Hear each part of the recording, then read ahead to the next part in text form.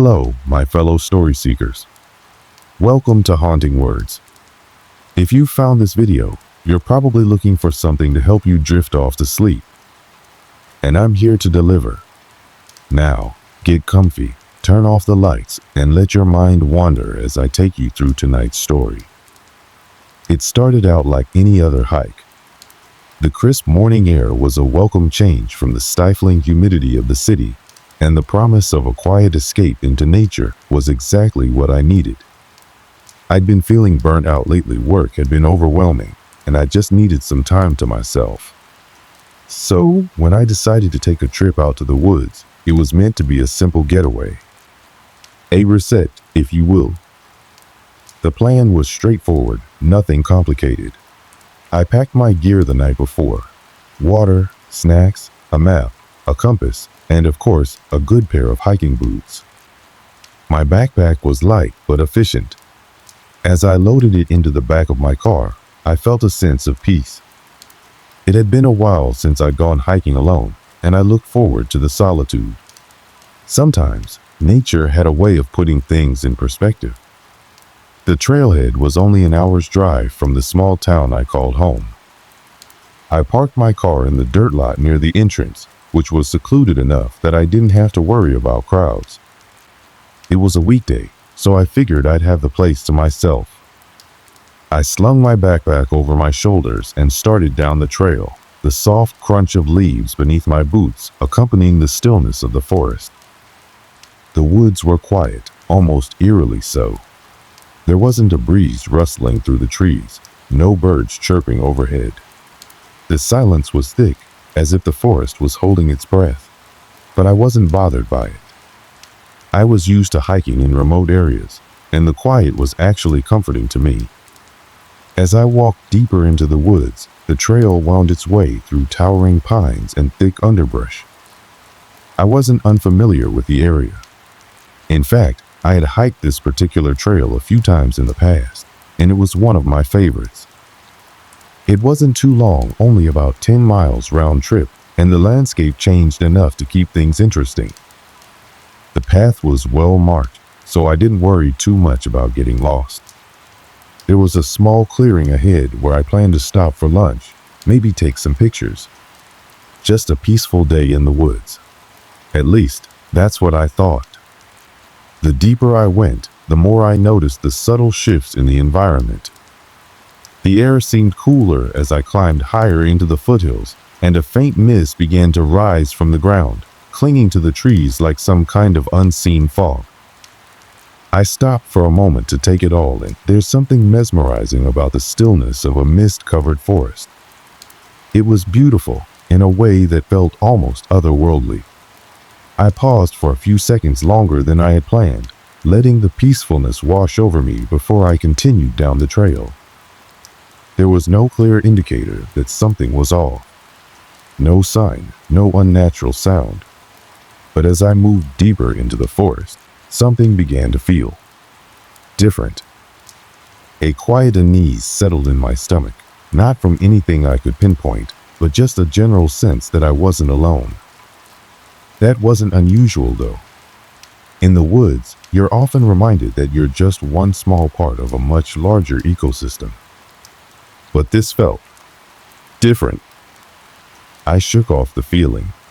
I wasn't the type to get easily spooked. Besides, there was no reason to be worried. Everything seemed normal, too normal, even. The trees were just trees. The path was still well worn, and I could hear the distant sound of a stream. Nothing unusual, nothing that would cause any concern. As I rounded a bend, I saw it just up ahead, the small clearing where I had planned to take my break. But as I approached, I noticed something strange. The air was heavier here, thick with an almost oppressive humidity. The mist had become denser, swirling in a way that didn't seem natural. I tried to shake the feeling, telling myself it was just the weather. Still, my heart rate quickened as I stepped into the clearing. I set my pack down and sat on a large rock, pulling out a granola bar and a bottle of water. The momentary distraction helped calm me, but the uneasy feeling lingered. I kept glancing around, expecting to see movement from the corner of my eye. It was as if the forest was watching me. The thought was absurd, but I couldn't shake it. I was alone out here. There was no reason to feel watched. Still, that strange, gnawing feeling remained. I finished my lunch quickly and packed up. I was ready to keep moving. I adjusted the straps on my backpack and stood up, brushing off the dirt from my pants. As I took my first few steps away from the clearing, I noticed something. The trail ahead seemed unfamiliar. The ground was covered with fresh leaves, and there were no clear markings on the trees like I'd seen earlier. Confused, I stopped and took a moment to double-check my map. It was supposed to be a straight path, but something wasn't right. The landmarks weren't matching up, and the trail ahead didn't look like the one I had followed earlier. My stomach sank. I had a sinking feeling that I'd wandered off course without realizing it. But how? The trail had been cleared just a moment ago. I checked my compass. It was pointing in the direction I had expected, but everything around me felt wrong. The trees had thickened, and the air was unnervingly still. My heart started to beat faster as a realization hit me. I was lost. As the minutes ticked by, I stood still, my eyes scanning the path ahead, the map clenched tightly in my hands. The uneasy feeling I had been trying to push aside was now fully blossoming into a gnawing sense of panic. Something wasn't right. I had been on this trail dozens of times, and yet here I was, standing in the middle of what felt like an entirely unfamiliar part of the woods. How had I gotten here? I retraced my steps in my mind, but everything seemed to blur, like the trail itself was playing tricks on me. I shook my head, trying to clear the confusion that was clouding my thoughts. "Stay calm," I muttered under my breath. "It's just a detour. You'll find your way back. It's just a trail." I checked the compass again, and then the map. The compass needle was still pointing in the direction I expected, but it didn't feel right. The trees were denser here, their trunks twisted and gnarled, blocking out much of the sunlight. The air was cool but thick, as though the oxygen itself was becoming harder to breathe. I couldn't help but feel as though I were being swallowed by the forest, inch by inch. I decided to keep moving, convinced that the path would eventually reappear. But with every step I took, it became more apparent that I was straying farther from the familiar route. The once well-trodden dirt path had given way to overgrown brush and uneven ground, making it harder to walk. I could feel the beads of sweat forming on my forehead as I trudged on, but no matter how far I went, nothing looked familiar. That's when I heard the sound that stopped me dead in my tracks. It was faint, almost imperceptible at first, like a distant rustling in the undergrowth. I paused, straining my ears to catch the source. At first, I thought it might be an animal, perhaps a deer or some small critter moving through the bushes. But then the rustling stopped and the woods fell eerily silent again. For a moment, I stood still, listening intently. My breath caught in my throat as the silence stretched on, unnervingly long. I chalked it up to my nerves. The forest had a way of playing tricks on you, especially when you were lost. So I continued walking, each step feeling heavier than the last, the quiet pressure of the trees surrounding me like an unseen weight. But then it came again, a soft, dragging sound, as if something or someone was moving just off the trail in the thick brush. It was faint, but unmistakable. I froze, my pulse quickening. There was no mistaking it now. Someone or something was out there with me. I couldn't see it, couldn't hear anything more than that low rustling, but I felt it. My mind raced, trying to rationalize what was happening. Maybe it was another hiker, someone else lost in the woods. But no, it couldn't be. The sound was too irregular, too strange. It wasn't the sound of someone walking along the trail. It was something else. Something far more unsettling. I stood motionless, my legs tense, my chest tight as I scanned the trees around me. The sense of being watched intensified. Every fiber of my being screamed for me to run, but I forced myself to stay still. It's just the wind, I told myself. It's just a shadow. You're overthinking it.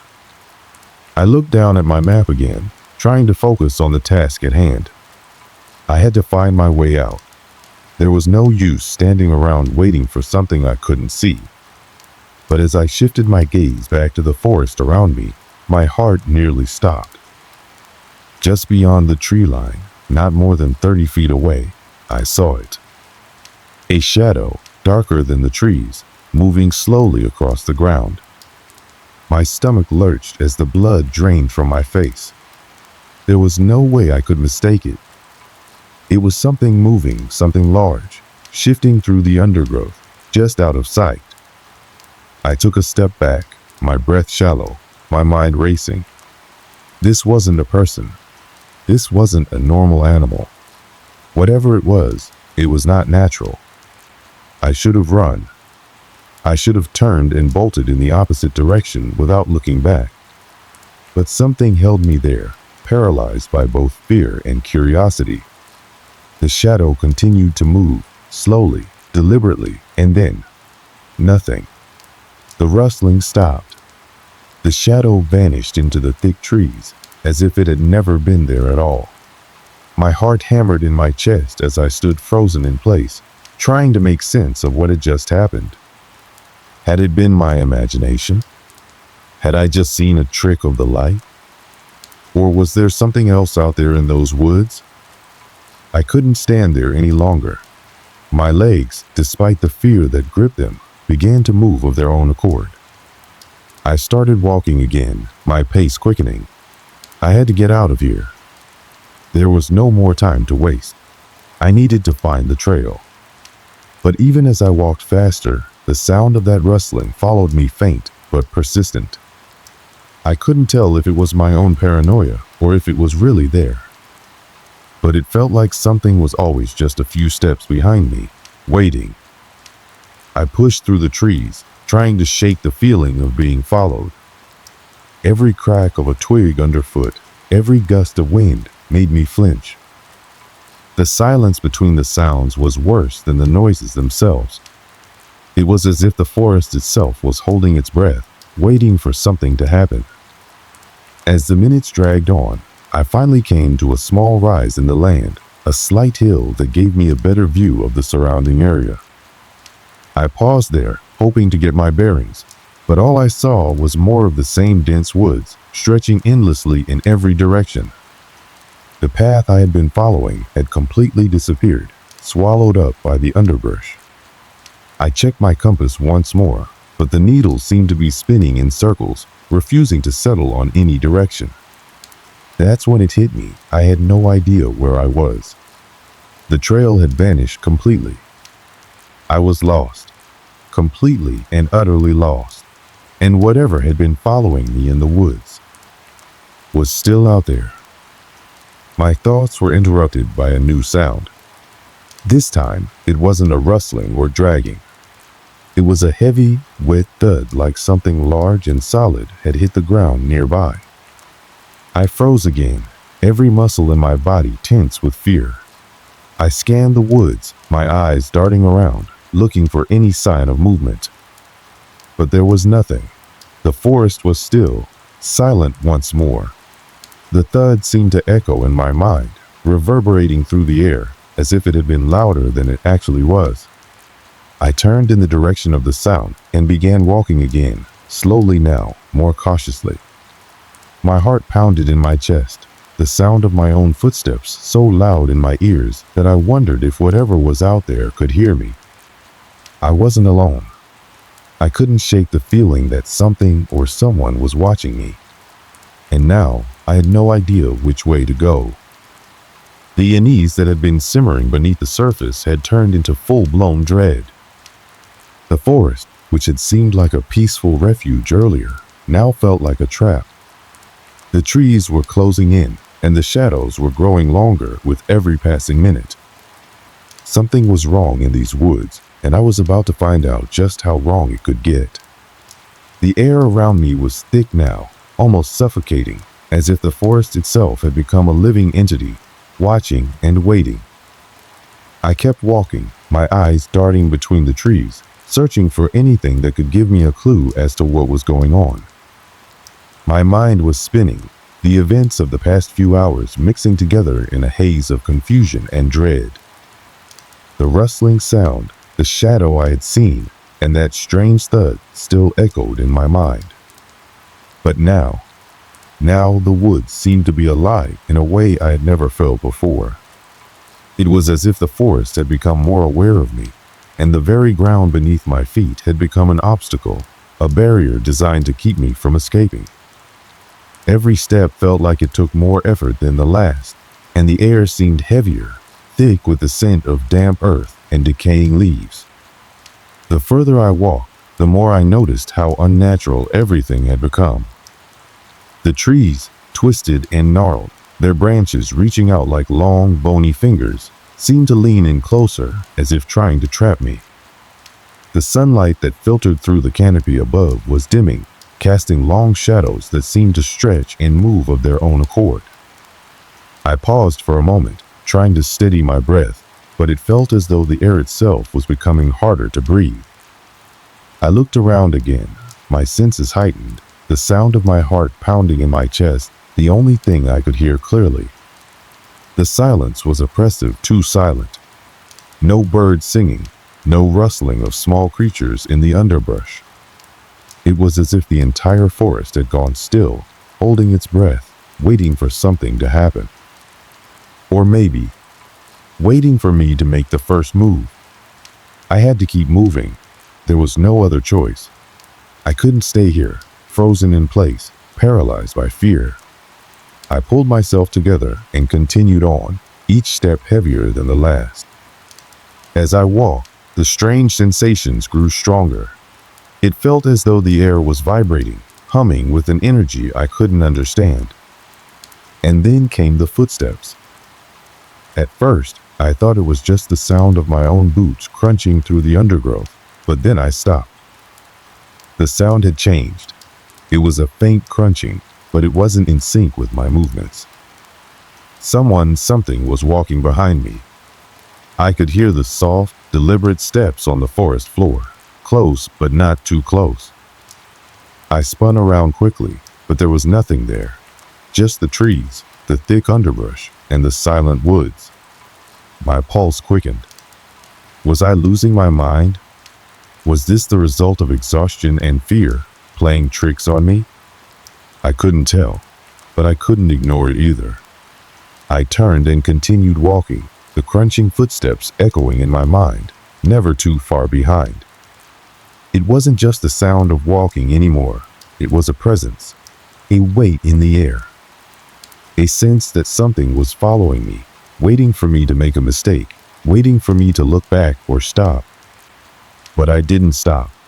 I walked faster now, trying to outrun the feeling of being hunted. The trees seemed to close in around me, their twisted branches reaching out as if to grab me, but I kept pushing forward. I wasn't going to let it, whatever it was, catch me. Not yet. Not without understanding what was happening here. That's when I saw it. In the distance, barely visible through the trees, a faint flicker of light. It wasn't the soft, natural glow of the sun, but something harsher, colder. A pale blue light, shimmering like a distant flame. It wasn't just a trick of the light either. I could see it clearly. It was there, waiting for me. I hesitated for a moment. Should I investigate? Or should I keep moving, try to find my way out of this cursed place? But the light, it was drawing me in. I had no explanation for why, but I felt a compulsion to move toward it. The sensation was too powerful to ignore. It was as if the light was calling me, pulling me in, promising something just beyond reach.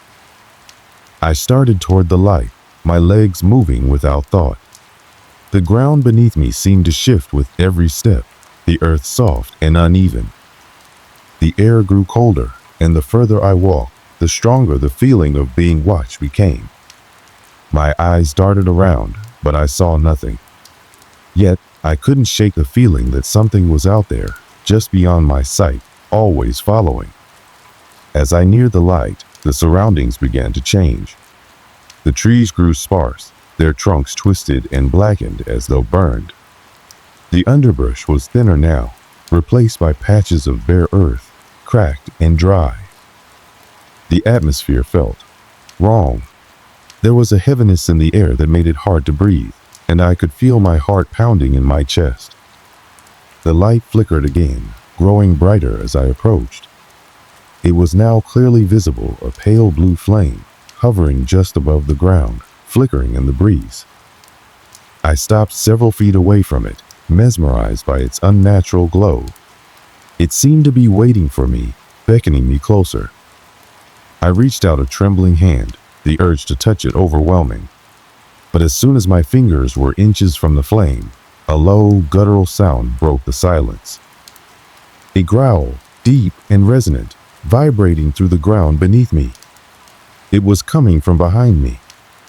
I spun around, my breath catching in my throat. My body went rigid with fear.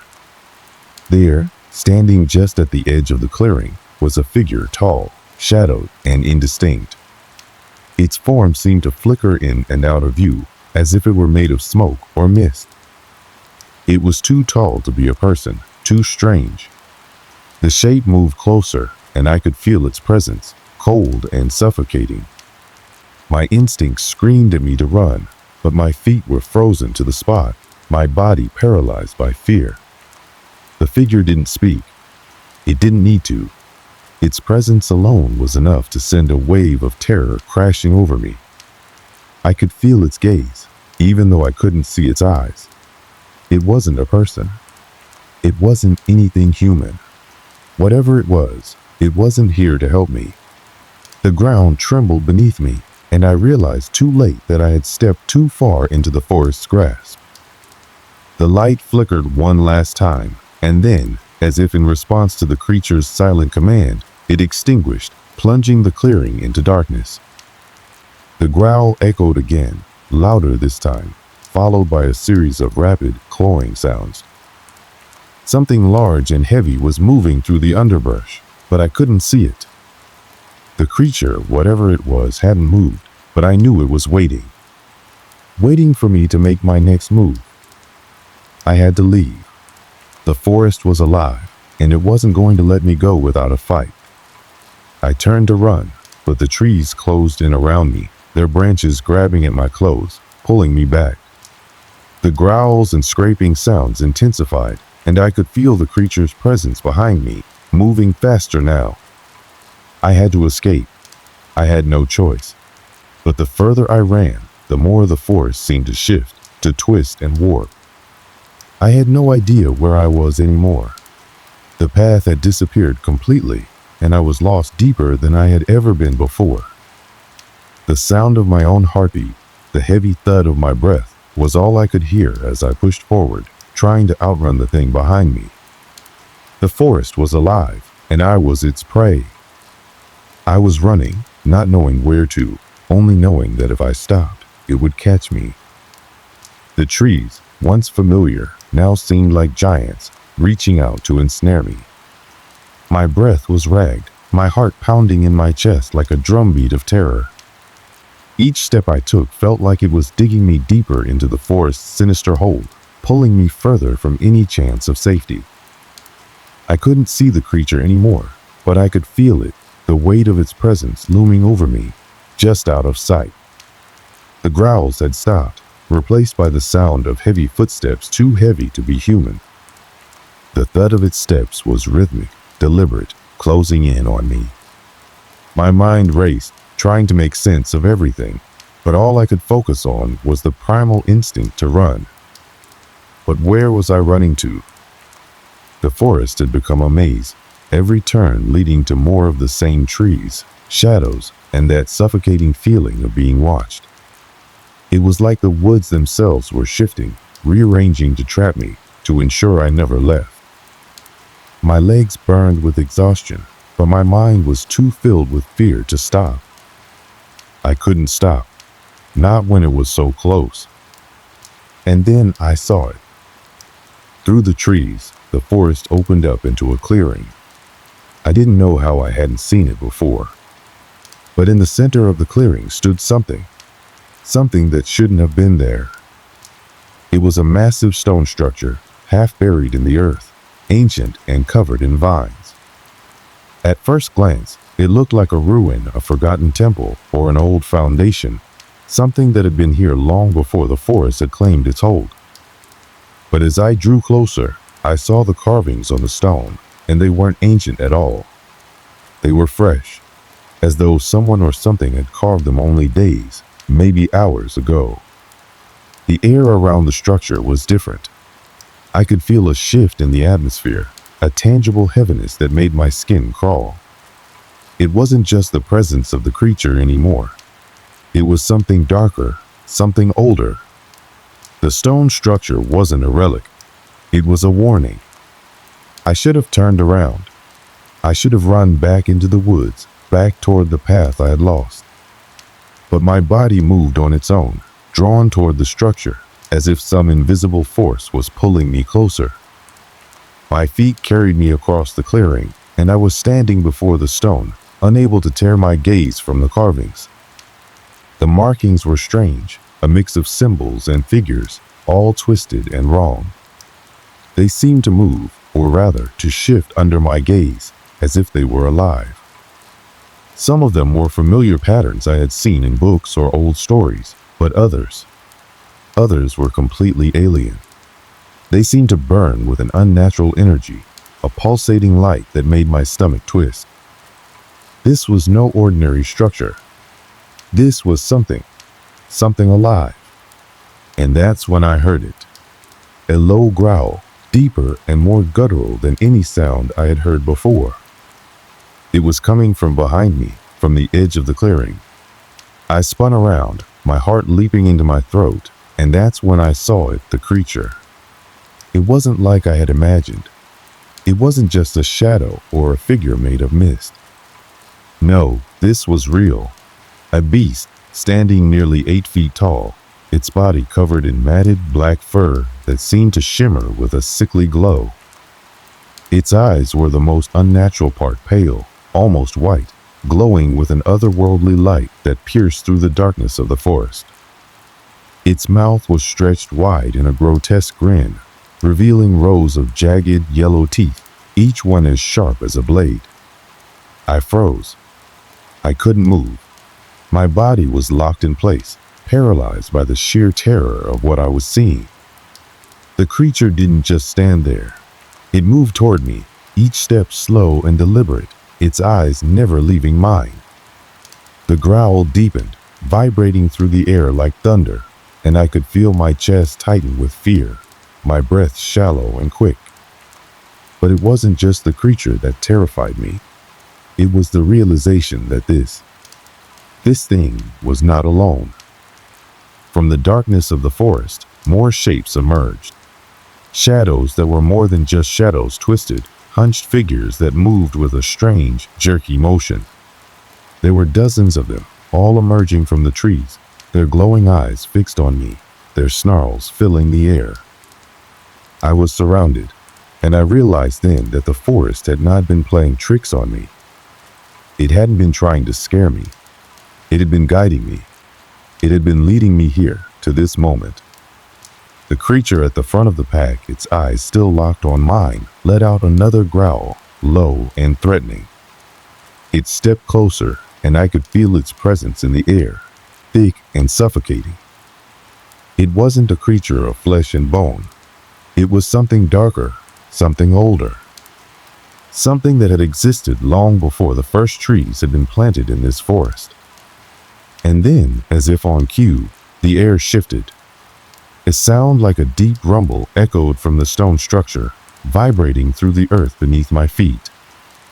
The carvings on the stone flared to life, glowing with that same sickly light. The figures on the stone seemed to writhe, twisting and contorting, as if they were alive, as if they were calling to the creatures that now surrounded me. I could feel it in the energy, the power, the force that had been drawing me in. It wasn't just the creatures that wanted me. It was the forest itself. The stone, the carvings, the shadows, it was all connected. And I was the final piece. The creature in front of me took another step forward, and then another, until it was just inches from me. Its breath was foul, hot against my skin, and I could feel its gaze burning into me, searching me, studying me. It was no longer a creature hunting prey. It was a predator closing in for the kill. I wanted to scream. I wanted to fight, to run, to do anything, but I couldn't. I was rooted to the spot, trapped by the creatures and the stone, and I knew deep down that there was no escaping. And then, just as the creature opened its mouth to reveal its sharp, glistening teeth, something unexpected happened. A crack of thunder split the air, and the ground beneath my feet trembled. The creature in front of me staggered back, its eyes widening in surprise. The other creatures halted, their snarls cutting off abruptly. The stone structure began to shake, the carvings glowing brighter than ever, and the air was filled with a deafening hum, a sound so powerful it seemed to shake the very core of the forest. And then it all stopped. For a moment, everything was still. The creatures had vanished. The forest was silent. The stone structure, too, had gone dark, the carvings no longer glowing. The world seemed to have held its breath and was now waiting for something. I stood there, my body trembling, the weight of the moment crashing down on me. What had just happened? What was that force that had stopped the creatures? Had I been saved, or had something even darker taken its place? But before I could even process what had happened, the silence was shattered by one final sound, a low, distant growl, far off in the trees. I was running again, but this time it felt different. The weight of the forest, its oppressive shadows, had lifted just enough to let me think clearly. The creatures, whatever they were, had disappeared. The stone structure that had been the source of my nightmare was quiet now, its unnatural glow snuffed out. The ground beneath me no longer seemed to pulse with the dark energy I had felt moments ago. The night was still, unnervingly so. I didn't know how long I had been running, or even in which direction. The trees around me blurred into one indistinct mass of darkness, and I felt disoriented, like the forest had stretched on endlessly. But there was one thing I knew for certain. I couldn't stop. I couldn't rest. The memory of those creatures, of the feeling that they were still watching me, haunted every step I took. The night was colder now. My breath came out in clouds, and the cold nipped at my skin through the thin layers of my clothing. But it wasn't the cold that made me shiver, it was the overwhelming sense of being hunted. It was a feeling that crawled under my skin, a weight on my chest that I couldn't shake. I had to keep moving. I had to keep running. After what felt like an eternity, I stumbled upon a trail. It was faint at first, almost unnoticeable, but there it was, an old dirt path, barely visible beneath the overgrowth. I was familiar with this trail. It was one of the few that led back toward the park entrance.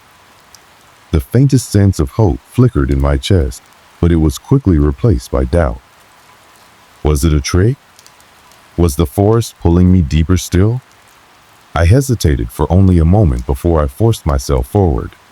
My legs burned from the sprint, my muscles trembling with exhaustion, but there was no choice. I had to trust this path, or else. I didn't want to think about the else. As I walked along the trail, every snap of a twig beneath my foot made me jump. My head constantly swiveled, my ears straining for any sound, anything that might indicate the creatures were still out there, still hunting. But there was nothing. The forest was unnervingly quiet, save for the occasional rustle of leaves in the wind. I should have been relieved, but instead, the silence felt more like a trap than a reprieve. I kept walking, the path seeming to stretch endlessly in front of me. The moon, barely visible through the canopy above, cast a faint light that flickered with every movement of the branches. The shadows played tricks on my eyes, and every now and then, I thought I saw something just out of the corner of my vision, a flicker of movement, a shape that didn't belong. But when I turned to look, there was nothing. Then I saw it, the distant glow of artificial light. I froze. The park entrance. I was almost there. The thought hit me with a surge of relief, but it was quickly followed by a sinking feeling. It seemed too easy. Had I really made it out? Or had the forest simply allowed me to think I was free? My pulse quickened again, and the fear from earlier clawed at me, refusing to let go. The closer I got to the entrance, the more unsettling it felt. The air had changed again, heavy with an unnatural stillness. The familiar sounds of the park, distant voices, the hum of traffic from the nearby town were absent. There was no sign of anyone else. No cars. No hikers. The world beyond the forest felt far away, unreachable. I stepped into the clearing in front of the park entrance, but my feet didn't stop. I walked straight through it, heading for the dirt road that would take me back to civilization. But even as I walked, I felt something tugging at my mind, something I couldn't ignore. The creatures, the forest. It wasn't over. It wasn't just a random occurrence. There was something more to it, something I had barely begun to understand. As I walked, the memories from earlier in the night came rushing back, those terrible carvings on the stone, the creatures that surrounded me. The growls, the eyes, the presence that was far older than anything I could comprehend. The energy of that stone structure had pulsed through the forest, like the heartbeat of something ancient, something that had always been there. And when I had been close to the stone, I had felt the pull of something dark, something that wanted me. But I didn't know what it was. And as I trudged down the road, I realized with a chill that I might never know. I reached the edge of the woods where the trees began to thin and the distant lights of the town flickered in the distance. There was no sign of the creatures, no indication that anything unusual had happened. Everything looked the same. The same town, the same roads, the same people walking around in the distance. Everything seemed so normal, so mundane, just like before. But I couldn't shake the feeling that something had followed me. I didn't tell anyone about what happened. I couldn't. How could I? Who would believe me? I had already been questioned about my decision to hike alone in the first place, and any story I told now would only make me sound insane. So I kept it to myself. I tried to put it out of my mind, to ignore the creeping sense of unease that continued to linger in the back of my thoughts. Weeks went by, and life slowly returned to normal. But the memory of that night, of what I had seen, stayed with me. There were moments when I thought I saw the shadows move in my peripheral vision, or when I heard strange sounds in the quiet of the night. But when I turned to look, there was nothing. The forest had faded into the distance, but I couldn't erase the feeling that it wasn't finished with me. I kept hearing the growls in my dreams, the creatures, the stone, the carvings. The forest had its hold on me, and I knew, deep down, that I hadn't escaped. I don't know what it was that I encountered that night, or if it will come for me again. But one thing is certain, the forest still waits, watching from the shadows, ready to pull me back into its grip. And no matter how far I run, I can never truly leave. It's always there, just out of sight, waiting for the right moment to strike. As time passed, I did my best to move on. I tried to push the events of that night to the back of my mind, telling myself it was just some sort of strange, nightmarish experience, a trick my mind had played on me in the heat of fear and exhaustion.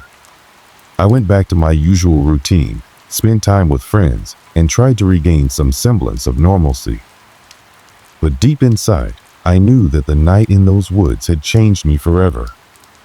There were days when the memory was a whisper at the edges of my thoughts, just a faint shadow I could ignore.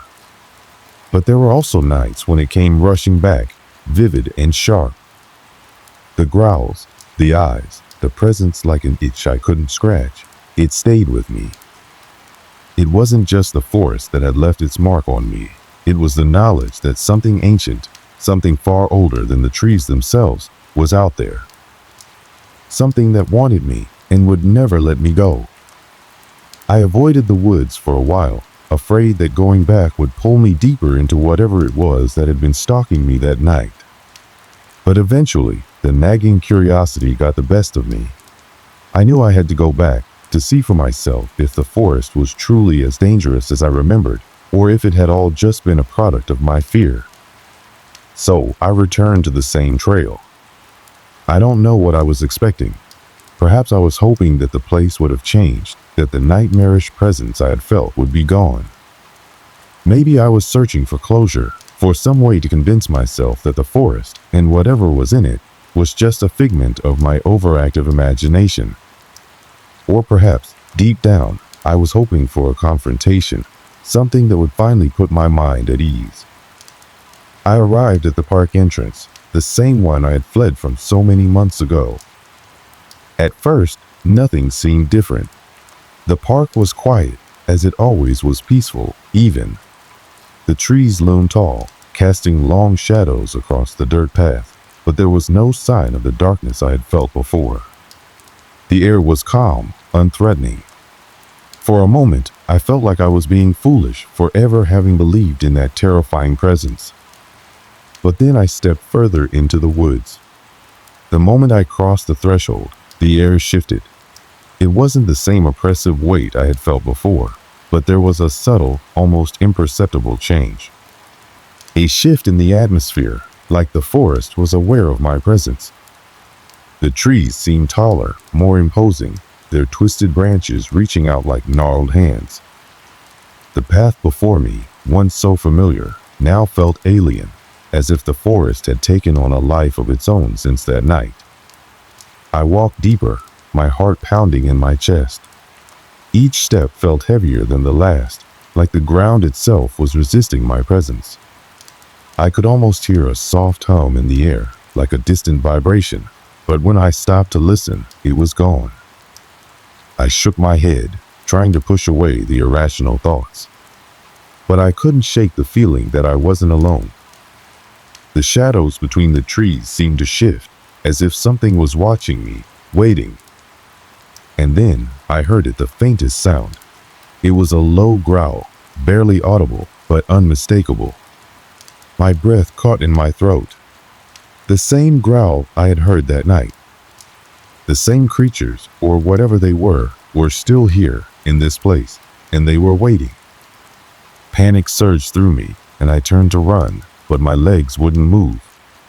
My feet felt rooted to the ground as the growl grew louder, closer.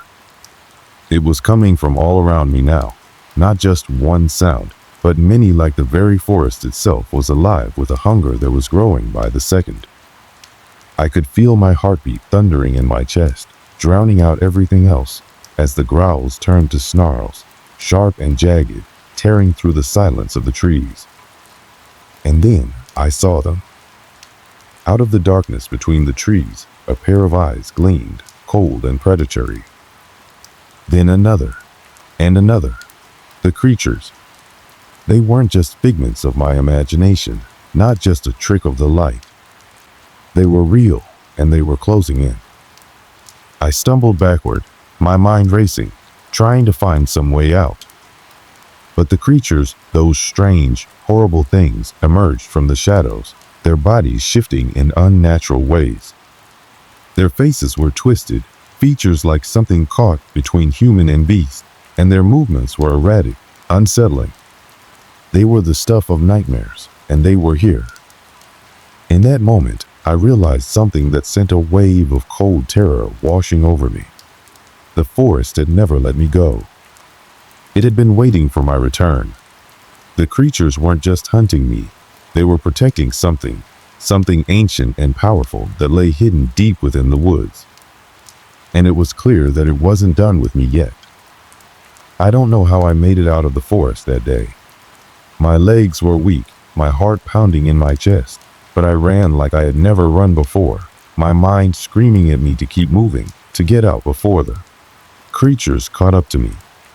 I didn't stop until I reached the park entrance again, gasping for breath, my body trembling from fear and exhaustion. That was the last time I went near those woods. I never told anyone about what happened that day. I couldn't, not after what I saw. Who would believe me? Who could? I tried to move on with my life, but I couldn't shake the feeling that the forest would always be there, waiting for me to return. I tried to convince myself that I had imagined it all, that it was just a trick of my mind. But I knew deep down that the forest was still out there, still hiding its secrets, still waiting for the next person to wander too far, to discover too much. This is a story that begins with something as simple as a phone call that would change everything. It's about a person like you, going about their day, minding their own business, unaware of the horror that's about to unfold. It was a few years ago when it all started. I was living in a small town in the Midwest, a place where everyone knew everyone. The kind of town where you could leave your car unlocked without worrying about it, and the most exciting thing that happened on a Friday night was a high school football game. The world moved slowly there, and that was just how I liked it. I remember waking up to the usual sounds of the neighborhood, the birds chirping, the hum of the distant highway, and the occasional car passing by. It felt safe, comfortable. In many ways, it was the perfect place to just be. My routine was simple. I worked from home, a freelance job that allowed me to sit at my desk and focus on writing articles about tech. The steady stream of emails and the rhythm of the keyboard were all I needed to keep myself busy. I didn't have many friends, not because I didn't like people, but because I preferred to spend my time alone. I would wake up, work, eat, and then either go for a run or watch a show. If I went out, it was to grab a coffee or pick up groceries. Life was predictable, and that's how I liked it. I didn't really believe in things like ghosts or the supernatural. It wasn't that I was a skeptic, more like I just hadn't encountered anything that would make me question my understanding of the world. Things were simple, until that day. It started with a call. It was a number I didn't recognize. At first, I didn't think much of it. These days, robocalls and telemarketers were practically a part of life. But what struck me about this call was how persistent it was. It rang once, twice, 3 times, before finally stopping. When I checked my phone, there was no voicemail. It wasn't anything too unusual, but it did make me pause for a second. Why would someone call and not leave a message? I didn't think about it much. It was probably just another telemarketer or wrong number. But then the next day, the calls started again, more frequent this time. I had the same uneasy feeling when I saw the unfamiliar number flash on my screen, and as before, there was no voicemail. It was strange, but I shrugged it off, thinking maybe it was someone who just kept getting my number wrong. But the calls didn't stop. They just kept coming, day after day, at all hours, morning, noon, and night. Sometimes it was a few hours between calls, other times they would come back to back. It wasn't just the frequency that began to disturb me, but the pattern. The calls always came at odd times, and the same number would appear on my screen. It felt like someone was intentionally trying to reach me. At first, I didn't want to bother anyone. I didn't even tell my family about it. I guess I figured it was just a glitch. But as the days went on, I started to get more and more frustrated. I didn't recognize the number, and no one was leaving any messages. I thought about blocking it, but something about the consistency of it bothered me. It didn't seem like the kind of thing a telemarketer would do. It felt personal. And that's when the first odd thing happened. One afternoon, after ignoring a few calls, I decided to take a break. I stepped outside to get some fresh air. It was a nice day, the sun shining and the air just cool enough to make the walk enjoyable. I was halfway down the block when my phone rang again. Without thinking, I answered it. "Hello?" I said, my voice a little more irritated than I meant it to be. There was no response at first, just the faint sound of static. Then, I thought I heard something, a voice, barely audible, almost as if someone was trying to whisper through the phone. I held it closer to my ear, but the connection was bad. The voice, though soft, seemed like it was saying something. I couldn't quite make it out. "Hello?" I said again, my heartbeat picking up slightly. Then, without warning, the line went dead. I stood there for a moment, staring at the phone. I could feel the hairs on the back of my neck standing up. It wasn't much, just a brief moment of static, but something about it felt wrong. I couldn't shake the feeling that I had just experienced something I wasn't supposed to. The unease settled in, and I couldn't help but wonder, who had just called me, and why couldn't I hear them? That night, I tried to put it out of my mind. It was probably just a wrong number, I told myself. Maybe it was just my imagination. But as I lay in bed, the thought kept gnawing at me. Who was calling, and what did they want? The next few days after that first strange phone call were uneventful. Life returned to its usual rhythm, and I tried to push the unsettling incident out of my mind. I continued my work as usual, answering emails, writing articles, and going for my usual runs in the evening. The calls stopped for a while, and I began to think it had been nothing more than a glitch in the system or some sort of strange coincidence. But then, it happened again. It was a Thursday evening, just after dinner, and I was in the middle of an article when the phone rang. At first, I didn't think much of it. I was used to the interruptions by now: telemarketers, robocalls, the occasional friend calling to check in. But when I glanced down at my screen, I froze. It was the same number, the same unfamiliar area code, the same digits I couldn't trace to anyone I knew. My heart skipped a beat. For some reason, a chill crept up my spine. The air in my small apartment felt heavier, almost suffocating. I stared at the phone, debating whether I should answer or just let it ring. The rational part of me told me to ignore it. It was probably just another wrong number, another unwanted call. But something stopped me. I felt this strange pull, like I needed to pick up the phone, like the call was meant for me. I hesitated for a moment before answering, my voice a bit more guarded than usual. "Hello." There was no static this time, no silence, but there was something different to sound, a soft, almost imperceptible whisper on the other end of the line. It was so faint that I couldn't tell if I was hearing things or if it was real. I waited, holding the phone to my ear. "Hello, who's this?" For a long moment, there was nothing. Then, the voice spoke. It was just one word, and it sent a shiver down my spine. "Help." I froze. The word was so simple, so soft, but it hung in the air like a weight. It wasn't the kind of call one would expect from a telemarketer, or even a wrong number. The voice was strained, desperate, as though it was struggling to communicate something important, something urgent. My stomach twisted, and I couldn't help but feel a sense of unease settle in. "Who is this?" I asked, my voice shaking now. There was a pause, followed by a muffled sound, like someone was trying to catch their breath. The voice returned, barely a whisper. "You have to listen. It's coming for you." Then the line went dead. I sat there, phone pressed to my ear, the silence stretching on far too long. My heart was racing. I didn't know what to think. What did the voice mean? Who was it? And what did they mean by, "It's coming for you"?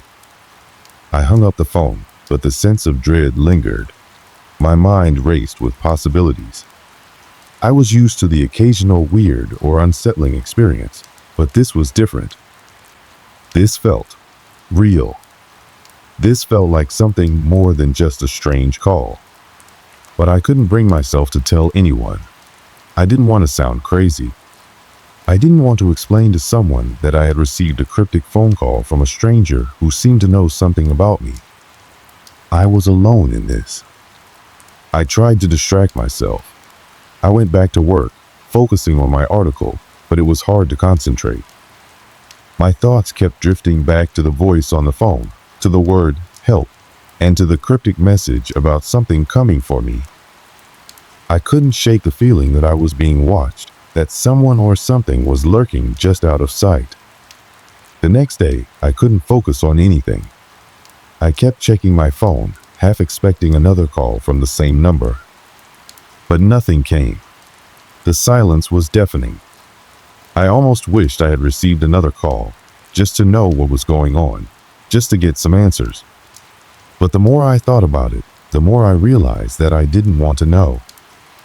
I was scared of what that voice had said, scared of the feeling that something was watching me, waiting for the right moment to strike. That night, I went for my usual run. I didn't feel like staying cooped up inside anymore. I needed to clear my head. As I ran through the quiet streets of the neighborhood, I couldn't shake the feeling that I wasn't alone. Every rustling leaf, every distant sound made me jump. It was as if the world around me had changed. Everything seemed just a little off. When I got back home, I was exhausted, but the strange feeling didn't go away. I took a shower, ate a late dinner, and tried to go to bed. But sleep wouldn't come. I lay there in the dark, staring at the ceiling, my thoughts racing. Around 2 o'clock, my phone rang again. I didn't even check the screen this time. I knew it was the same number. My heart pounded in my chest as I picked up the phone. The moment the call connected, I heard that same faint whisper. "You didn't listen," the voice said. "Now it's too late." I slammed the phone down, my hands trembling. My breath was coming in shallow gasps. I felt like I was suffocating. The room felt too small, too tight. I couldn't stay here. I couldn't be alone with whatever this was anymore. I tried to reason with myself, to make sense of it. Maybe it was just a prank. Maybe someone had found my number and was messing with me. But deep down, I knew this wasn't just a prank. The voice had been too real. The words had been too clear. Something was happening, and I didn't know how to stop it. I didn't sleep that night. I just sat there in the dark, waiting for the next call. And when the morning finally came, I was no closer to understanding what was happening. But I knew one thing for sure. Whatever it wasn't over. The phone calls had started again, this time more frequently, and the odd sense of dread that had followed me from the first incident had now become an ever-present companion. It was as if the calls were coming more often, each one more intense than the last. I couldn't escape them. Even when I wasn't near my phone, I would feel it vibrating in my pocket or hear the faint ring of a call, only to realize there was nothing. There was no one calling. It was as if my mind had begun playing tricks on me. One afternoon, about a week after the second call, I was working in my small office. The sun was setting, casting a pale orange light through the blinds. The quiet of the room felt unnatural. There was something about the silence that made me feel like I wasn't alone, like there was a presence in the room with me. I tried to push the feeling aside, focusing on the work in front of me. Suddenly, the phone on my desk rang. I froze. It wasn't the usual ringtone, but the same strange, unfamiliar ring that had haunted me during those first calls. My heart sank in my chest. The number was the same, a number I couldn't trace, one I had blocked several times, but it kept getting through. I stared at the screen for a long moment, my fingers hovering over the phone, unsure of what to do. The last time I'd answered, the voice had been chilling. Help had come through so clearly, so pleading. What would it say now? Finally, against my better judgment, I picked up the phone. The voice on the other end was distorted, as though it was coming from a great distance, muffled and garbled by static. But I could still make out the words. "It's coming. You can't stop it. It's already here." My breath caught in my throat. I wanted to hang up, to block the number again, but something in me, something I couldn't explain, kept me on the line. "What do you mean?" I asked, my voice trembling despite myself. "Who are you?" But there was no answer, only the same haunting whisper from before. "You didn't listen. Now, it's coming for you." The line went dead. I sat there in my office for a long time after, the phone still pressed against my ear. My heart pounded, and my hands were slick with sweat. The silence in the room felt suffocating. I couldn't shake the feeling that someone was watching me. I looked over my shoulder, half expecting to see someone standing there. But no one was there. Still, the feeling didn't go away. I needed answers. I couldn't live like this, in constant fear of the next call, the next cryptic message. I had to figure out who was behind this and why they were doing this to me. The following day, I went online and searched for anything that might explain what I was experiencing. I searched keywords like untraceable phone numbers, strange phone calls, and helpful voices on the phone. There were forums full of strange and unsettling stories from people who had experienced similar phenomena. Some spoke of receiving mysterious calls with strange voices. Others mentioned seeing things they couldn't explain, shadows lurking just beyond the edge of their vision. One thread caught my attention. A man wrote about a series of calls he'd received, much like the ones I was dealing with, except his calls had escalated in frequency, and he had started hearing whispers at night, even when his phone was turned off. It seemed too similar to my own experience to ignore. I read the entire thread, my heart pounding as I did. The man had been receiving calls for weeks before he noticed something more troubling. His house had started to feel wrong. The temperature in his room would drop suddenly, and he would wake up to see strange marks on his walls, as if something had scratched at them. The worst part, though, was the shadow. He described it as an entity that moved through his house at night, following him, watching him when he wasn't aware. The more I read, the more my stomach churned. This was exactly what I was feeling. Something was lurking. Something was out there. And it wasn't just the phone calls. There was something else. Something dark. Something that I couldn't understand, but that was very much real. I immediately started to research everything I could about paranormal occurrences, about spirits, entities, and unexplained phenomena.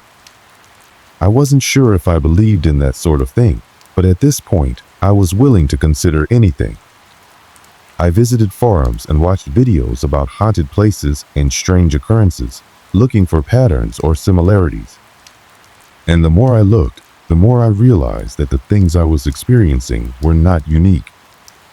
Other people had gone through similar things, and some of them had never found an explanation. One late evening, I decided to take matters into my own hands. I took my phone and looked through every piece of data I had on the calls. It was mostly useless, no information, no trace of the calls, no sender information. I couldn't even block the number properly because it kept slipping through my filters, reappearing at random intervals. But there was one thing I could do. I could confront it. I had to know who was behind these calls. I wasn't just going to sit here, waiting for the next one to come through. That night, I waited. I sat in the darkness of my living room, phone in hand, and stared at the screen. The silence stretched on for what felt like hours. It felt like I was in a waiting game, a game I wasn't sure I could win. Then, around 3 a.m., the phone rang again. I answered it immediately, my hands shaking. The voice on the other end was distorted, like it was underwater. But there was something new, something different this time. The voice wasn't just a whisper, it was speaking with urgency, with an intensity I hadn't heard before. "It's here," the voice said, and then the line went dead. I looked around the room, my heart racing. I could feel it now, something was in the air. It was heavy, thick with tension. The room felt colder than before. A deep sense of unease settled over me, and I couldn't shake the feeling that something was moving just out of sight. I turned my head quickly, trying to catch a glimpse of whatever it was. There was nothing. I tried to calm myself, to think rationally. This couldn't be real. I had to be imagining it. I had to be. But deep down, I knew. Something was coming. Something had been coming for a while, and I wasn't sure how to stop it. I didn't know what it wanted, but I knew one thing for certain. It was getting closer. I didn't sleep that night.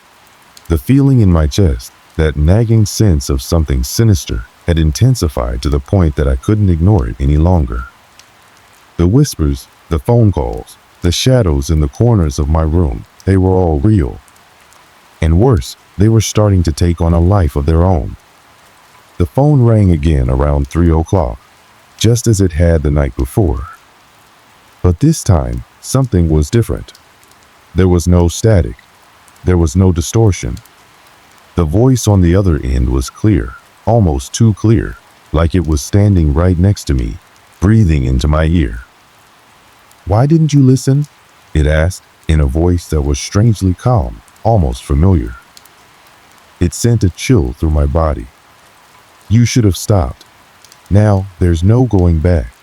My pulse raced, and my grip on the phone tightened. "Who is this?" I demanded, my voice shaking despite myself. "What do you want from me?" The voice didn't answer right away. Instead, there was a pause, a moment of silence that stretched on for what felt like an eternity. I felt my mind racing, trying to process what was happening. The phone calls, the strange feeling that something was watching me, the sense that someone was waiting for me to make a mistake.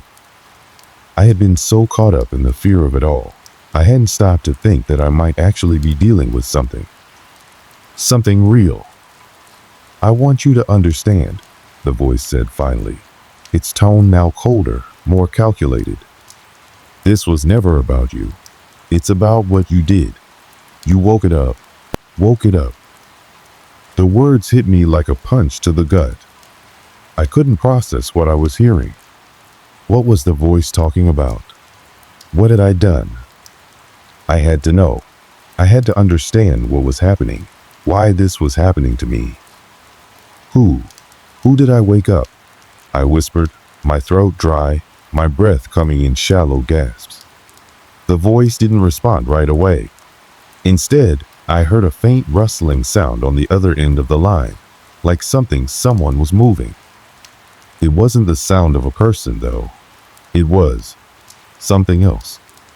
Something unnatural. And then I heard it. A soft, guttural growl. Deep and rumbling, like something was just beyond the threshold of my hearing, waiting to break through. I couldn't breathe. I couldn't think. My heart was pounding so hard that I thought it might burst from my chest. I looked around the room, every inch of the walls, every corner, every shadow. But there was nothing there. Nothing I could see. Except for the sound. The growl. It was coming closer. I slammed the phone down on the receiver, my breath coming in quick, panic bursts. My hands were shaking so violently that I could hardly stand. I stumbled back from the desk, my legs unsteady beneath me, and I looked around the room, my eyes darting from one corner to the next, half expecting something to jump out at me. But again, there was nothing. I had to get out of the house. I couldn't stay here anymore. The fear was suffocating. My body was drenched in sweat, my skin clammy, my mind racing with thoughts of what was coming for me. Whatever it was, I knew it wasn't just a person on the other end of the line. No, this was something else. Something far darker. Something I had unwittingly called forth. I grabbed my jacket, hurriedly yanked open the door, and stumbled out into the hallway. But the moment I stepped into the hall, I froze. The house was different. The air was thick, oppressive. The usual creaks of the old wooden floors felt like they were coming from somewhere else, somewhere deeper within the walls. The flickering light bulbs overhead buzzed, casting a faint, eerie glow that only heightened the tension in the air. The house felt alive, as if it had a pulse, a rhythm all its own. It wasn't the house I had lived in for so long. It was something else. I took a shaky step forward, then another, each movement deliberate, careful. The sense of something watching me intensified, the feeling of eyes on the back of my neck so strong that it was as if a physical presence was standing just behind me, waiting to strike. I reached the front door, my hand trembling as I gripped the handle. But before I could pull it open, a sharp sound came from upstairs, a loud bang, followed by the unmistakable sound of footsteps. Heavy, deliberate footsteps moving across the floor above me. I froze again. I had been home alone. No one else was supposed to be here. The footsteps grew louder, closer. I could feel the floor vibrating beneath me as someone moved in the darkened hallway above. The sound was unmistakable, but it wasn't the sound of human footsteps. It was heavier, more deliberate. Like something far larger than me was moving through the house, its presence undeniable. "Hello," I called out, my voice weak and shaky. "Who's there?" There was no answer, just the sound of slow, deliberate footsteps growing closer, closer, and then nothing. The house went silent. For a moment, I dared to believe that whatever was up there had gone. Maybe it had all been a figment of my imagination. Maybe the pressure was getting to me, and I was just starting to crack under the strain. But just as I began to relax, just as I thought I could breathe again, the doorbell rang. I jumped, a shock of adrenaline coursing through me. Who could possibly be here at this hour? I hadn't heard a car pull into the driveway. There was no one else who would be visiting. The doorbell rang again, louder this time, urgent. With shaking hands, I approached the door, my heart racing once again. I glanced through the peephole, my breath catching in my throat. There, on the other side of the door, was no one. There was no one there, only darkness. But something was watching me through the glass. I could feel it, a presence behind the door that wasn't mine. That was never mine. I reached for the handle, but before I could even touch it, the phone rang again. This time, I didn't hesitate. I snatched it up, desperate for answers, desperate to know if there was any connection between the calls, the footsteps, the shadows. And there, on the other end of the line, was a voice clear, chilling, unmistakable. "You can't run anymore," it whispered. "It's already inside." The line went dead. I stood there, the phone dangling from my hand, my breath shallow and ragged. I had never felt fear like this in my life. It wasn't just fear of something I couldn't see, but the overwhelming certainty that whatever was happening to me wasn't just a coincidence. The call, the footsteps, the feeling of being watched, it was all connected, and I was at the center of it. For a moment, I stood frozen, unsure of what to do.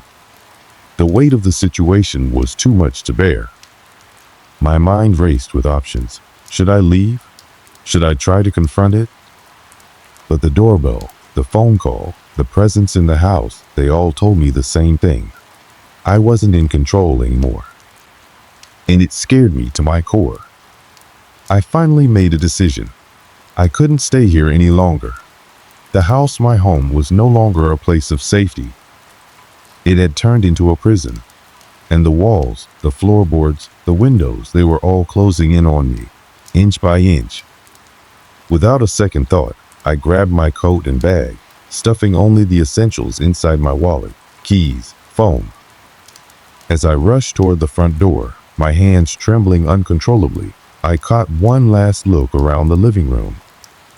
The silence was deafening, and I could feel the weight of the air pressing against me, as if the very room was watching me leave. I swung the door open and stepped into the cold night, the chill of the outside air biting into my skin. The relief was immediate. I could breathe again. The oppressive feeling that had settled in my chest since the first phone call started to dissipate. The darkness outside seemed vast, welcoming even, compared to the claustrophobic atmosphere that filled my house. But just as I was about to close the door behind me, a voice pierced the air, clear, cold, and unmistakable. "It's not over." I froze. My heart slammed in my chest as I turned to see who had spoken. There was no one in sight, but I knew the voice. It was the same voice from the phone, from the whispers, from the presence I had felt lurking in the shadows of my home. It was here, in the darkness, just beyond my reach. I slammed the door shut, locking it behind me. The sound of the lock clicking into place echoed in the silence. My breath came in quick gasps as I backed away from the house, moving quickly toward my car. I needed to get away. I needed to put miles between myself and that place. Whatever it was that was haunting me, it couldn't follow me if I wasn't there. The engine roared to life as I threw the car into reverse and sped down the driveway, the headlights cutting through the night. As I pulled out onto the main road, I glanced in the rearview mirror, half expecting to see something or someone following me. But there was nothing. Only the empty road stretching behind me, bathed in the soft glow of the car's taillights. I didn't stop. I didn't even slow down. I drove for what felt like hours, just needing to get as far away from that house as possible. But the farther I drove, the more the unease gnawed at me. The phone call had made it clear. It's not over. I arrived at a small motel on the outskirts of town just as dawn began to break. The night had felt endless, and I was exhausted physically, mentally, emotionally. I checked into a room, threw my bags onto the bed, and locked the door behind me. I didn't know what I was running from, but I knew one thing. It was still out there. It was waiting for me. I collapsed onto the bed, too tired to even undress. My body felt like it was made of stone, and my mind kept replaying the events of the night. The voice, the footsteps, the phone call. What did it all mean? Who was behind it, and why me? I didn't have any answers. There were no explanations, just an overwhelming sense of dread that wouldn't let go. I tried to sleep, but every time I closed my eyes, I saw flashes of the house. The darkness, the growl, the voice. It all swirled together in my mind, a nightmare that I couldn't escape. No matter how far I ran, I couldn't shake the feeling that it was still there, still watching me. Hours passed, and I finally managed to drift into a restless sleep. But even in my dreams, I was haunted. The phone rang. The footsteps echoed. The voice whispered, "You should have listened." When I woke up, the sun was high in the sky. I sat up in bed, drenched in sweat, my heart racing. It had been a dream. It had to have been. I was safe. I was far away from the house. I was away. But as I glanced at the nightstand, my heart skipped a beat. My phone. It was there, sitting innocently beside the lamp. But it wasn't just sitting there. The screen was cracked. I reached for it, my hands trembling as I unlocked it. A single message appeared on the screen, sent just minutes ago. "It's not over." I dropped the phone, my breath coming in short, panic bursts. The room around me seemed to close in, the walls pressing in with a suffocating force. I had fled. I had run. And yet, it followed me. I didn't know what to do. The message, the voice, the presence, it was all still here. No matter how far I went, no matter how many miles I put between myself and that house, it wasn't enough. I wasn't enough. For the first time, I felt a terrible, crushing sense of helplessness. The phone rang again. I didn't answer. I couldn't. I turned and ran out of the room, down the stairs, and into the parking lot. The world around me felt surreal, like I was moving through a dream. I had no destination. I had nowhere to go. The feeling of being hunted, of being trapped, was too much to bear. I had to escape, but I knew deep down that I couldn't outrun it. Whatever it wasn't going to let me go. The truth was, I had never been in control, and now I had no choice but to face it. The house, the calls, the voice, it wasn't just a nightmare. It was something real. And no matter where I went, it would always be waiting. Waiting to finish what had been started. I remember driving for hours, the road stretching out before me like an endless expanse of black asphalt. The sun had long since dipped beneath the horizon, and the world outside was swallowed by darkness. I couldn't escape it. No matter how far I ran, the weight of what I had experienced hung around me like a shadow that wouldn't leave. The house, the phone calls, the voice that whispered that it wasn't over. I had thought that leaving would be enough, that once I put miles between myself and that place, I could breathe again. But I was wrong. The message on the cracked screen, the cold words that followed me like an invisible chain. They were more than just warnings. They were a promise. At some point during my restless journey, I had realized something that I couldn't deny any longer. This wasn't just a nightmare. It wasn't a trick of the mind or an overactive imagination. It was real, and I wasn't in control. I hadn't been since the first call came through, the first footsteps echoed through my home, the first whisper pierced the silence. But still, despite all of that, I couldn't bring myself to turn back. I had lost too much already, my peace of mind, my sense of safety. The thought of returning to that house, to face whatever was haunting me, was unbearable. So I kept driving. The road blurred in front of me, and the only sounds I could hear were the hum of the tires on the pavement and the occasional crackle of the radio. I didn't know where I was going, but I couldn't stay in one place. I couldn't stop. And then, in the dead of night, something happened. It was subtle at first, a flicker in the corner of my vision, something I couldn't quite place. I thought it was just my tired eyes playing tricks on me. But as I glanced to the side, I saw it a pair of headlights. At first, I thought it was another car, but as it grew closer, I realized something was wrong. The headlights were too bright, too focused. They didn't look like any car I had ever seen. I sped up, my pulse quickening. There was a part of me that knew what was happening, but I couldn't bring myself to believe it. Not yet. The lights followed, getting closer and closer, but I didn't dare look back. I couldn't. The fear of what I might see was too much. And then suddenly, the car behind me pulled up alongside. For a moment, I thought it was someone trying to help. Someone who had seen me on the road, lost and alone, in need of direction. But as the vehicle crept closer, I saw it. The driver was obscured, hidden by the darkness. And that was when I realized I wasn't alone. The car sped up and matched my pace, the headlights blinding me in the rearview mirror. I could feel my heart racing in my chest, my hands gripping the wheels so tightly my knuckles turned white. The road was empty, just me and this mysterious car. There was nowhere to go, no escape. The world around me was closing in again, and I knew it was only a matter of time before I had to face whatever had been stalking me all along. I floored the gas pedal, my car lurching forward as I tried to outrun it, but the other car stayed with me, almost mocking my efforts.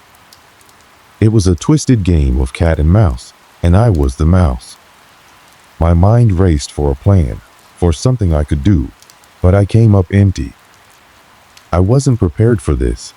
I had never been prepared for any of it. And then, just as quickly as it started, the car pulled ahead, leaving me in the dust.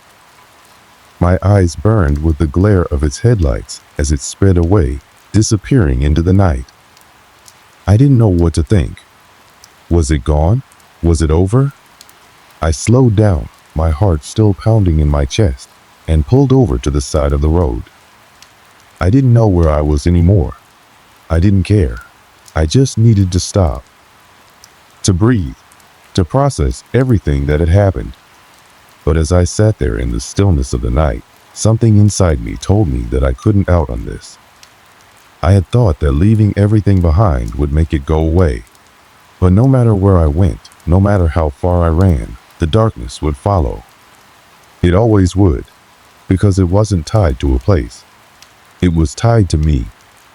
The phone calls, the voice, the presence that haunted my every step. It wasn't over. It had only just begun.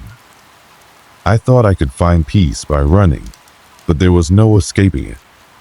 As I sat there in the silence of the car, the phone vibrated in my pocket. I didn't need to look at the screen to know what it was. This is a story that still haunts me to this day. I've never shared it with anyone before, but something about it, something about the strange details, compels me to speak out. Maybe it's because I can't forget, or maybe it's because the memory of it continues to puzzle me. It's been a few years now, but when I think back, it still feels as vivid as the night I spent there. So, let me take you to that time, to that place. It was a late autumn evening.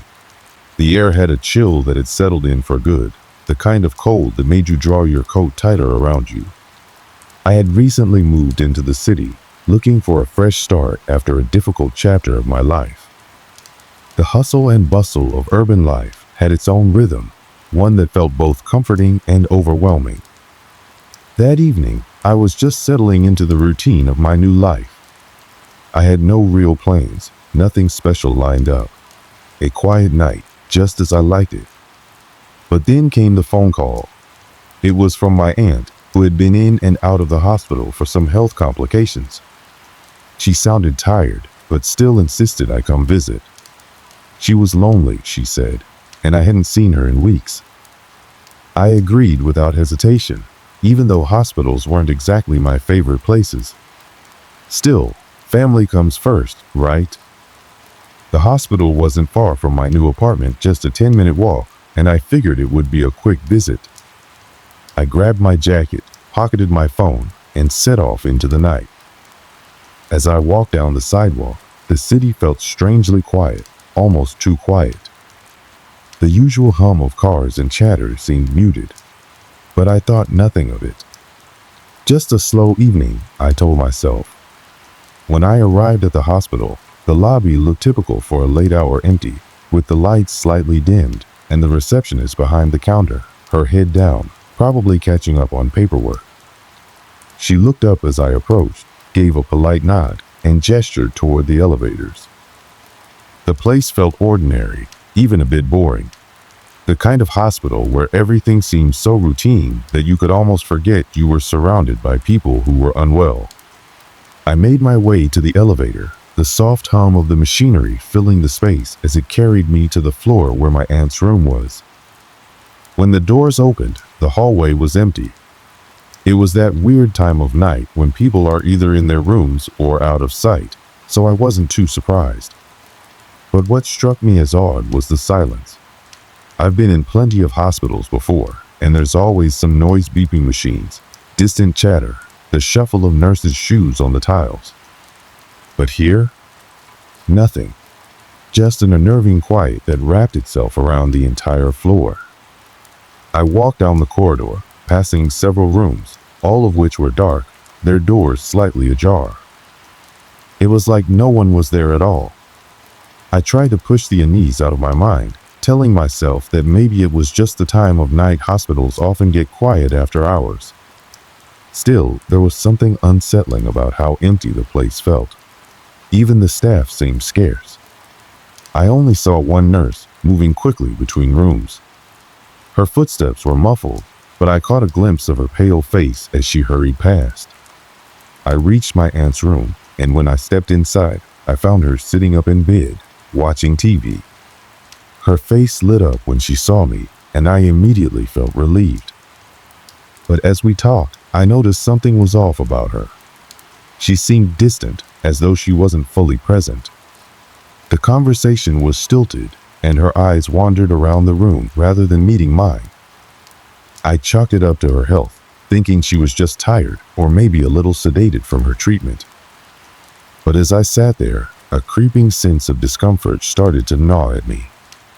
The room felt unusually cold, and I couldn't shake the feeling that something wasn't quite right. I glanced toward the window dark, no lights outside. Then I noticed the clock on the wall. It was 10:30 p.m., which meant the visiting hours should have ended half an hour ago. But no one had asked me to leave. In fact, there was no sign of anyone else in the hallway. It was as if the entire wing of the hospital had been abandoned. I didn't want to make a big deal out of it. Maybe it was just my nerves. Hospitals can do that to you, especially when you're already a little on edge. So I tried to relax, tried to keep the conversation going. But then something happened that I couldn't ignore. I heard the sound of footsteps outside the door. Heavy, deliberate steps. I stood up and moved toward the door, expecting to see a nurse or another visitor. But when I opened it, the hallway was empty. Not a soul in sight. I closed the door quietly, trying to brush it off as my mind playing tricks on me. But something about the way the footsteps had sounded slow, purposeful, like someone was walking just for the sake of walking, left a chill in my bones. My aunt didn't seem to notice anything. She continued watching TV, her face blank. I stayed for another hour, but the unease never left me. Finally, I told her I'd leave her to rest. As I left the room and walked back down the hallway, I couldn't shake the feeling that something wasn't right. I reached the elevator, but when I pressed the button, nothing happened. I pressed it again. Still nothing. For a moment, I wondered if I'd misjudged the time, but then I noticed something. The lights in the hallway were dimming. One by one, the bulbs flickered and went out until the entire hallway was bathed in shadows. I stood frozen, my fingers still pressed against the elevator button. My heart started to race as the silence deepened and the last flicker of the hallway light disappeared, leaving nothing but darkened corridors stretching into the unknown. I finally heard the elevator's familiar ding as it arrived, and I quickly stepped inside. The doors closed behind me, and I pressed the ground floor button with shaking hands. As the elevator descended, I looked up at the numbers above the door, watching them tick down. But just before the elevator reached the ground floor, it stopped. The lights inside flickered, casting brief shadows across the small metal compartment. I pressed the button again, then again. Nothing. I reached for my phone, but it had no signal. Panic crept into my chest. The elevator wasn't moving, and now I was trapped. Just then, the doors slowly creaked open, and that's when I saw it. I saw something that I could never forget. I stood there in the elevator, the doors open, looking out into the dimly lit hallway of the hospital. The unsettling stillness had only deepened, and the hairs on the back of my neck prickled as I stepped out, unsure of what I was expecting to find. The faint hum of the fluorescent lights above was the only sound in the air, creating an atmosphere that felt wrong. It wasn't the usual hospital ambience, where even in the late hours, you could hear the shuffle of staff, the murmur of distant conversations, or the occasional beep of a medical machine. Here, there was only silence. I forced myself to move, each step echoing in the empty hallway. The tension in the air seemed to grow heavier with each stride, but I couldn't quite place why. I glanced at the walls, the sterile white tiles, the faint smell of antiseptic that lingered in the air. Everything looked perfectly normal, perfectly hospital-like, but something about the situation didn't sit right with me. As I walked, I passed the nurse's station.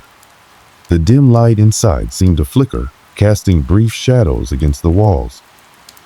I thought I saw someone sitting there, but when I blinked, the chair was empty. I quickly dismissed it, blaming my tired eyes. I was already on edge, the strange elevator incident still fresh in my mind. I wanted nothing more than to leave, to get back to the comfort of my apartment, away from whatever unease this place seemed to be emanating.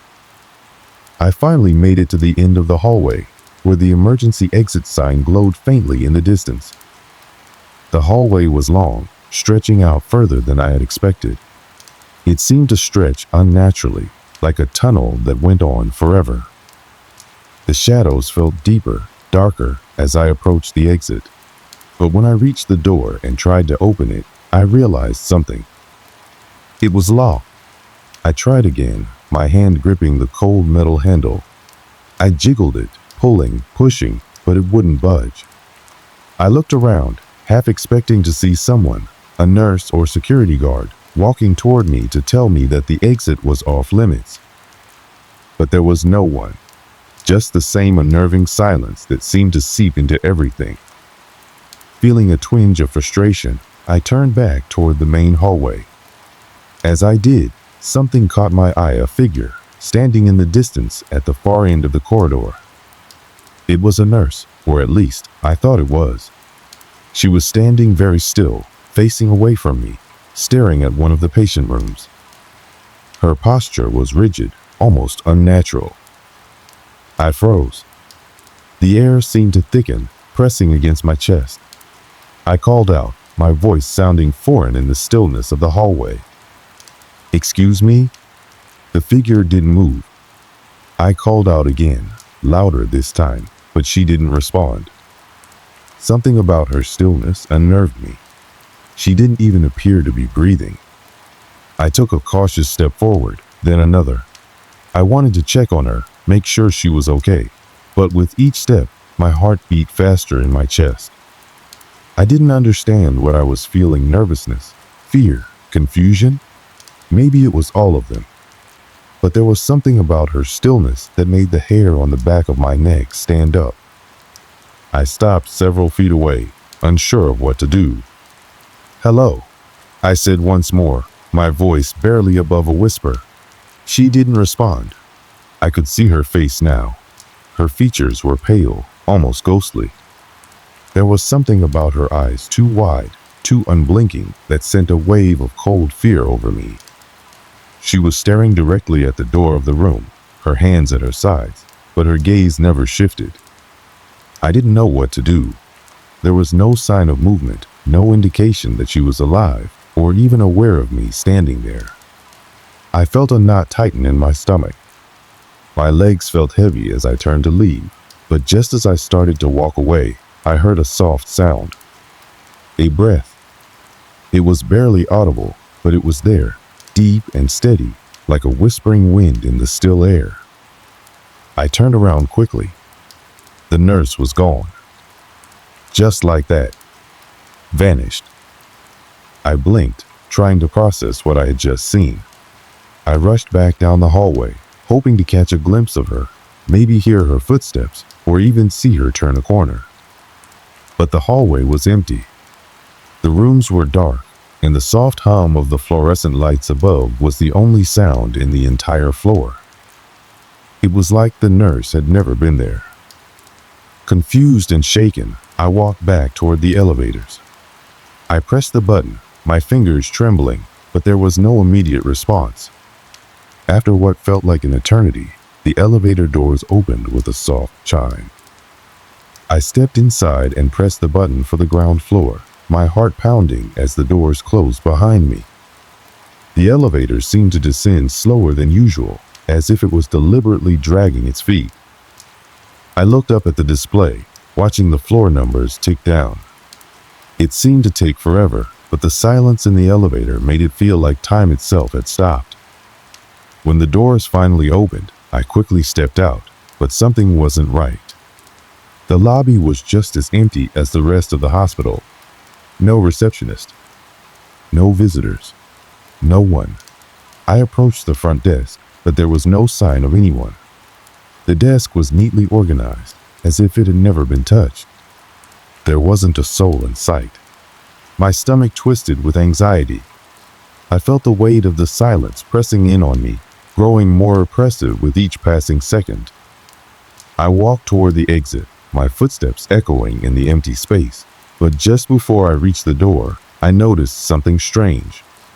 The hospital's security guard station, which should have been manned, was empty, and there on the desk was a cup of coffee still steaming. My mind raced as I tried to make sense of it. The hospital had been deserted, the staff had disappeared, and yet everything looked perfectly normal. Too normal, too quiet. I pushed open the front doors and stepped into the cool night air, the chill wrapping around me like a comforting embrace. But even as I walked into the night, I couldn't shake the feeling that something was terribly wrong. The silence of the hospital had followed me, lingering in my thoughts.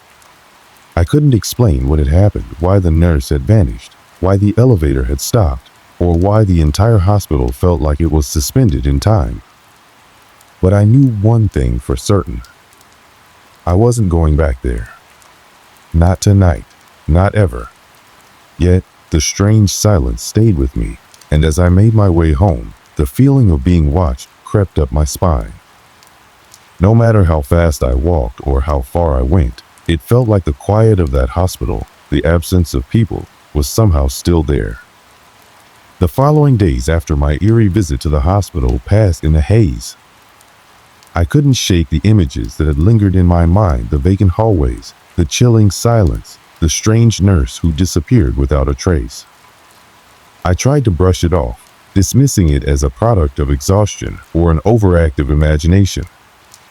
But every time I closed my eyes, I saw her face, still and lifeless. Every time I heard the hum of fluorescent lights, I couldn't help but feel a chill run down my spine.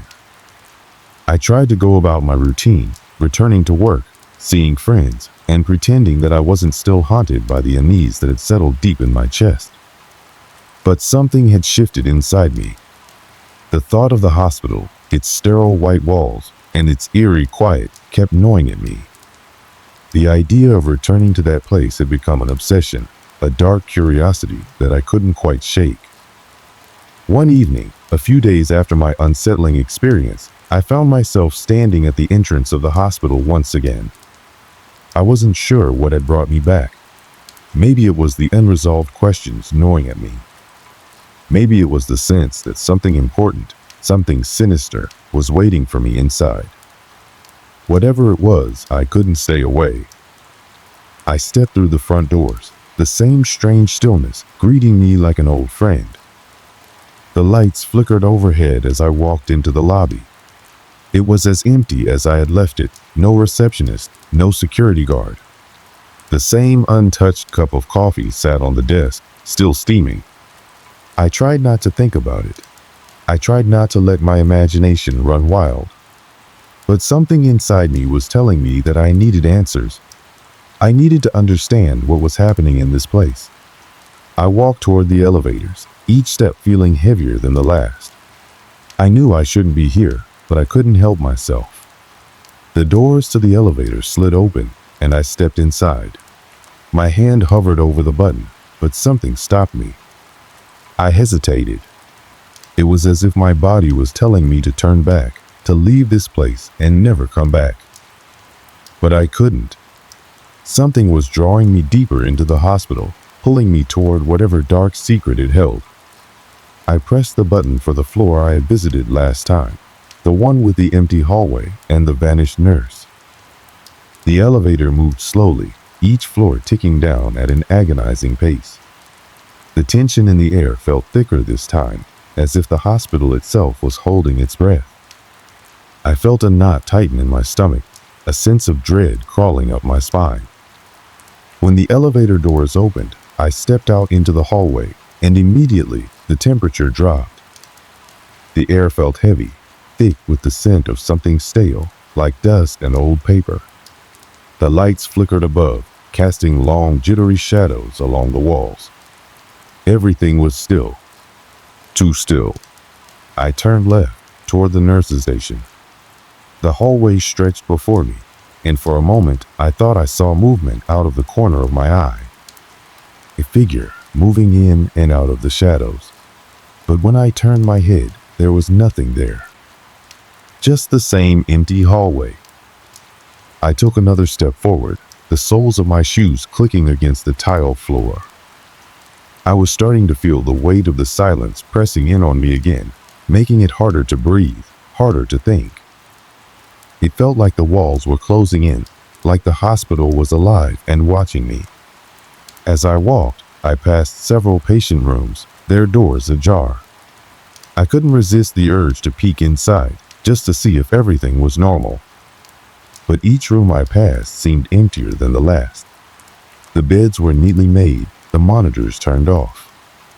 It was like the patients had simply vanished. The thought sent a shiver through me, and I quickened my pace. I reached the end of the hallway and stopped in front of the room where I had seen the nurse. The door was wide open, and I could see the same faint glow of light from inside. I stepped forward, my heart pounding in my chest, and looked inside. The room was empty. I felt a wave of disappointment wash over me, but then, just as I was about to turn away, I saw it. A small, delicate object on the floor by the bed. It was a necklace, silver, with a tiny charm in the shape of a cross. I bent down to pick it up, my fingers trembling as I held it in my hand. The necklace was cold to the touch, colder than it should have been, as if it had been lying there for much longer than it seemed. I stood up, holding the necklace in my palm, unsure of what to do with it. Was it the nurse's? Had she dropped it when she disappeared? It didn't make sense. My mind raced with questions, but before I could make any conclusions, I heard something. A sound. A faint creaking noise coming from the hallway behind me. I spun around, my heart leaping into my throat, but there was no one there. The hallway was still, as empty as it had been when I first arrived. I felt a wave of unease flood through me, and I quickly moved toward the elevator, my pulse racing. But as I passed the nurse's station once again, I noticed something that made my blood run cold. A figure standing just outside the station. It was a woman, her back turned toward me. She was dressed in scrubs, but her posture was all wrong. Her head was tilted at an unnatural angle, and she stood completely still, like a statue. I froze, my breath catching in my throat. This couldn't be happening again. The woman didn't move. She didn't make a sound. But something about her presence made my stomach churn. I called out, my voice trembling. "Excuse me?" No response. I tried again, louder this time, but the figure didn't budge. I couldn't move. I couldn't speak. All I could do was stare at her, my mind racing with fear. What was happening here? Who were these people? Why was the hospital so empty, so abandoned? Suddenly, the figure turned, and just like the nurse before her, she vanished. I blinked, my heart pounding in my chest. The hallway was empty again. No one was there, but I knew I hadn't imagined it. I could still hear the faint echo of her footsteps in my mind. My breath came in ragged gasps as I hurried to the elevator. When the doors finally opened, I stepped inside, desperate to leave. But as I pressed the button to go down, the elevator shuddered, the lights flickering above. It was like the building itself was alive, trying to hold me there. The elevator moved slowly, creaking and groaning as it descended. The weight of the silence was unbearable, pressing down on me from all sides. It felt like I was sinking into the very walls of the hospital, like the building was closing in on me, trapping me inside. When the doors finally opened on the ground floor, I rushed out, not daring to look back. I didn't stop until I was outside, breathing in the cool night air. But even as I stood there, my heart still racing, I couldn't shake the feeling that the hospital was still watching me, that it was waiting patiently for me to return. And part of me knew that I would. This was only the beginning. Something was wrong with that place, something far beyond what I could understand. and I couldn't let it go. The nights after my last visit to the hospital had been restless, each one filled with fragments of troubling thoughts. I kept replaying the image of the woman in the hallway, her stillness, the way she had turned and disappeared into thin air. I couldn't stop thinking about it, couldn't make sense of what I'd seen. Each time I closed my eyes, the memory resurfaced, and the feeling of dread settled over me once more. That unsettling sensation like the hospital was alive, watching me, waiting for something, was growing stronger with every passing day. I couldn't escape it. And so, despite all the warnings, despite the unease that gnawed me, I found myself standing at the hospital's entrance again. It was a late evening, the air cool and damp, as I stood at the threshold.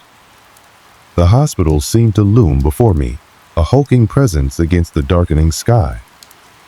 My heart was pounding in my chest, but I couldn't turn away now. I had to know what was going on. I had to understand what was happening here. I pushed the doors open, the familiar, haunting quiet greeting me like an old friend. The lights flickered overhead as I walked through the lobby, my footsteps echoing in the vast emptiness. The receptionist's desk was still vacant, the same untouched coffee cup resting on the counter. There was no sign of life, no sounds except the distant hum of the air conditioning. I felt the weight of the silence pressing in around me as I made my way toward the elevator. My pulse quickened with each step, but I forced myself to stay calm. This time, I wasn't going to let fear take hold. I was determined to uncover the truth, no matter what. The elevator doors opened, and I stepped inside, my hand trembling as I pressed the button to take me to the same floor I had visited last time. As the elevator began its ascent, the hairs on the back of my neck stood on end. The lights above flickered again, casting shadows that seemed to shift with the movement of the elevator. When the doors opened, I hesitated for a moment, but only a moment. The hallway before me was dark, the lights above flickering weakly. It was eerily quiet, too quiet. I stepped out of the elevator, and as I moved down the corridor, I couldn't shake the feeling that I was being watched. The rooms I passed were empty, the beds neatly made, the monitors silent.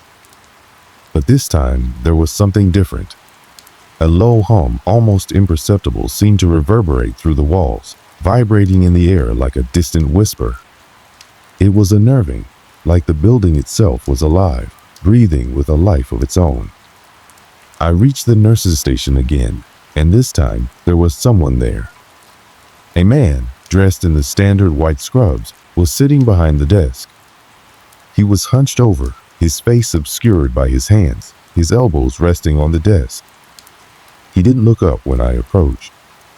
I stopped a few feet away from him, unsure of what to do. "Excuse me," I said, my voice barely a whisper. The man didn't respond. I repeated myself, louder this time, but still there was no reaction. I moved closer, my heart hammering in my chest. Something felt wrong, deeply wrong. I reached out and touched his shoulder. The moment my hand made contact, his body stiffened and he slowly looked up. His face was pale, drained of all color, his eyes wide and glassy. They didn't seem to focus on me, but rather on something far beyond me, something distant. His mouth opened, but no sound came out. I took a step back, my breath catching in my throat. The man's body was completely still, frozen in place like a statue. Then, as if in slow motion, his head jerked to one side, the neck twisting at an unnatural angle. The sound of cracking bone echoed through the still air. I gasped, stumbling backward, my heart racing as panic flooded through me. Before I could even react, the man's body slumped forward, face down on the desk. A thick, dark stain spread from beneath his head, seeping into the fabric of his scrubs. I stood frozen, unable to move, my mind struggling to comprehend what I had just witnessed. Had he died? Or was he something else entirely? I quickly turned away, my hands shaking uncontrollably. I had to get out. I had to leave before whatever was happening here consumed me too. But as I backed away, I collided with something, or rather, someone. I spun around, my breath coming in ragged gasps, to find a woman standing there. She was dressed in the same hospital scrubs as the man, her expression cold, her eyes vacant. She wasn't looking at me, but at the empty space between us, as though something invisible held her attention. For a moment, neither of us moved. The air between us felt thick with something I couldn't name, something suffocating. Then, without warning, the woman raised her hand and pointed down the hallway, her finger trembling. Her lips parted, but no sound came out. I followed her gaze. At the far end of the hall, a shadow moved. It was indistinct, flickering at the edges of my vision, but there was something about it that felt wrong. It wasn't the natural movement of a person or a thing. It was like the very fabric of reality was twisting, shifting. The air seemed to grow colder, and a strange pressure built in my chest. I couldn't help myself. I began to walk toward it, drawn by some invisible force. Each step felt heavier than the last, like I was wading through thick mud, my body reluctant to follow my mind. But I couldn't stop now. I had to know what was going on. I had to face whatever was waiting for me at the end of that hallway. As I got closer, the shadow began to take shape. It was the outline of a figure, standing perfectly still, its features hidden in darkness. The humming sound that had been so faint before grew louder, reverberating through the walls, and I could feel it vibrating in my bones. The figure didn't move, didn't speak. It simply stood there, waiting. When I was just a few feet away, I stopped. My legs felt weak beneath me, and I almost collapsed from the weight of the fear flooding through me. And then, in a sudden and terrifying motion, the figure turned. It was a man, his face obscured by a dark hood, his body cloaked in shadow. He stepped toward me, and I took an instinctual step back. But then, as if driven by some unexplainable force, my legs moved again, and I couldn't stop myself from walking toward him. "Get away," I whispered, my voice trembling, but I couldn't find the strength to turn around, to leave. The figure didn't speak. He only reached out, his hand grasping mine with an icy grip. I gasped as a cold chill ran through my arm, spreading to the rest of my body, freezing me in place. I couldn't pull away. I couldn't move. I could only stand there, paralyzed, as the shadowed figure leaned forward, his cold breath brushing against my ear. The words he spoke were barely a whisper, but they felt like they were being screamed directly into my soul. "You shouldn't have come back." And then everything went black. When I regained consciousness, I was outside.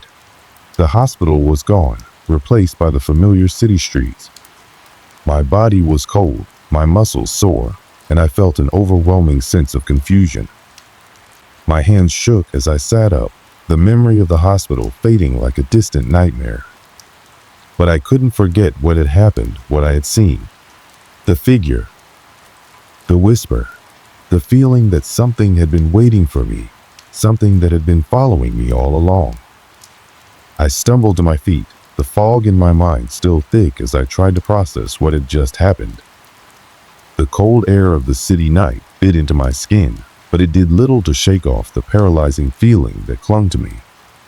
The hospital, the shadows, the figure, they all seemed to dissolve in the space of a single breath, leaving me standing alone on a dark street corner, with no idea how I had gotten there. I looked around, trying to make sense of my surroundings. The street lights flickered dimly overhead, casting long shadows across the pavement. Everything was too quiet, too still. My heart raced, but there was no immediate danger, no threat lurking in the shadows. Yet, I couldn't shake the feeling that I was being watched, that something unseen was still waiting, following me from behind the veil of reality. I took a deep breath and tried to steady myself. I had to leave. Whatever had happened in that hospital, Whatever had haunted those empty halls, it had to stay there. I couldn't go back, not to that place, not to those people or things that I had seen. I wasn't sure what they were, but I knew they weren't human. I had crossed a line, one that I couldn't uncross. The hospital wasn't a place of healing. It was a place of something else, something dark, something that should have been left alone. I started walking, my pace quickening as I moved down the street, away from the hospital's distant silhouette. The air felt colder now, and I couldn't help but glance over my shoulder, expecting to see something or someone there. But the street was empty, as it had been when I first arrived. There was no sign of the hospital, no sign of the shadows that had stalked me. It was as if it had all been a bad dream, one that I was desperately trying to shake off. I kept walking, my mind racing with questions. What had happened? Why had I been pulled into that place? Was it all real, or was it some twisted product of my imagination? The more I thought about it, the more it seemed like a nightmare, a series of events too strange, too surreal to be real. But the feeling of dread that lingered in my chest told me otherwise. I knew what I had seen. I couldn't deny it. The street eventually led me to a small park, its entrance guarded by old iron gates that creaked in the wind. I hesitated for a moment, unsure of whether I should keep walking or sit down and try to process everything. I chose the latter, needing a moment to gather my thoughts, needing a moment to figure out what had just happened. I sank onto one of the park benches, my hands still trembling from the experience. The night was quiet, the only sound being the rustling of leaves in the trees. For a long time, I sat there, staring at the empty park, trying to make sense of the events that had unfolded.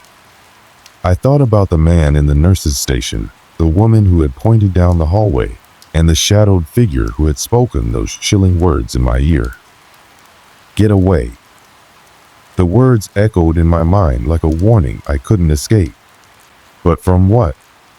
What was I supposed to be running from? Was it the hospital itself? Or was it someone that I had yet to understand? The longer I sat there, the more unsettled I felt. There was no real closure, no neat and tidy end to the nightmare. I had left the hospital, but it didn't feel like I had escaped.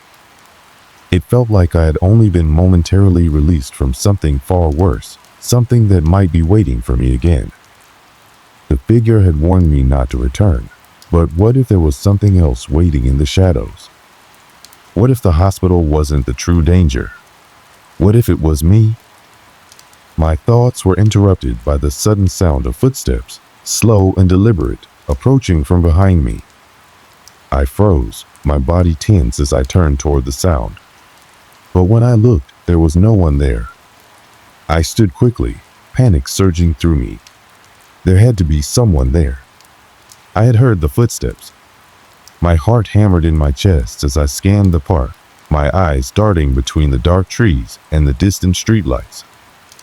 But the park remained empty, still, silent. Had I imagined it? I couldn't be sure. I wasn't sure of anything anymore. Had the events at the hospital been some twisted fever dream, or was there something more sinister at work? What had been real? What was just my mind playing tricks on me? I had no answers, and the longer I stood there, the more it felt like the questions would never have answers. I turned away from the park, my mind still spinning, still racing with thoughts I couldn't contain. I had to go home. I needed to put distance between myself and everything I had seen. I needed to stop the images from playing in my head. But deep down, I knew it wouldn't be that easy. The hospital, the figure, had already taken root in my mind. I could run, I could flee, but I couldn't outrun what I had witnessed. As I walked back down the street, the city lights felt too bright, the air too thin.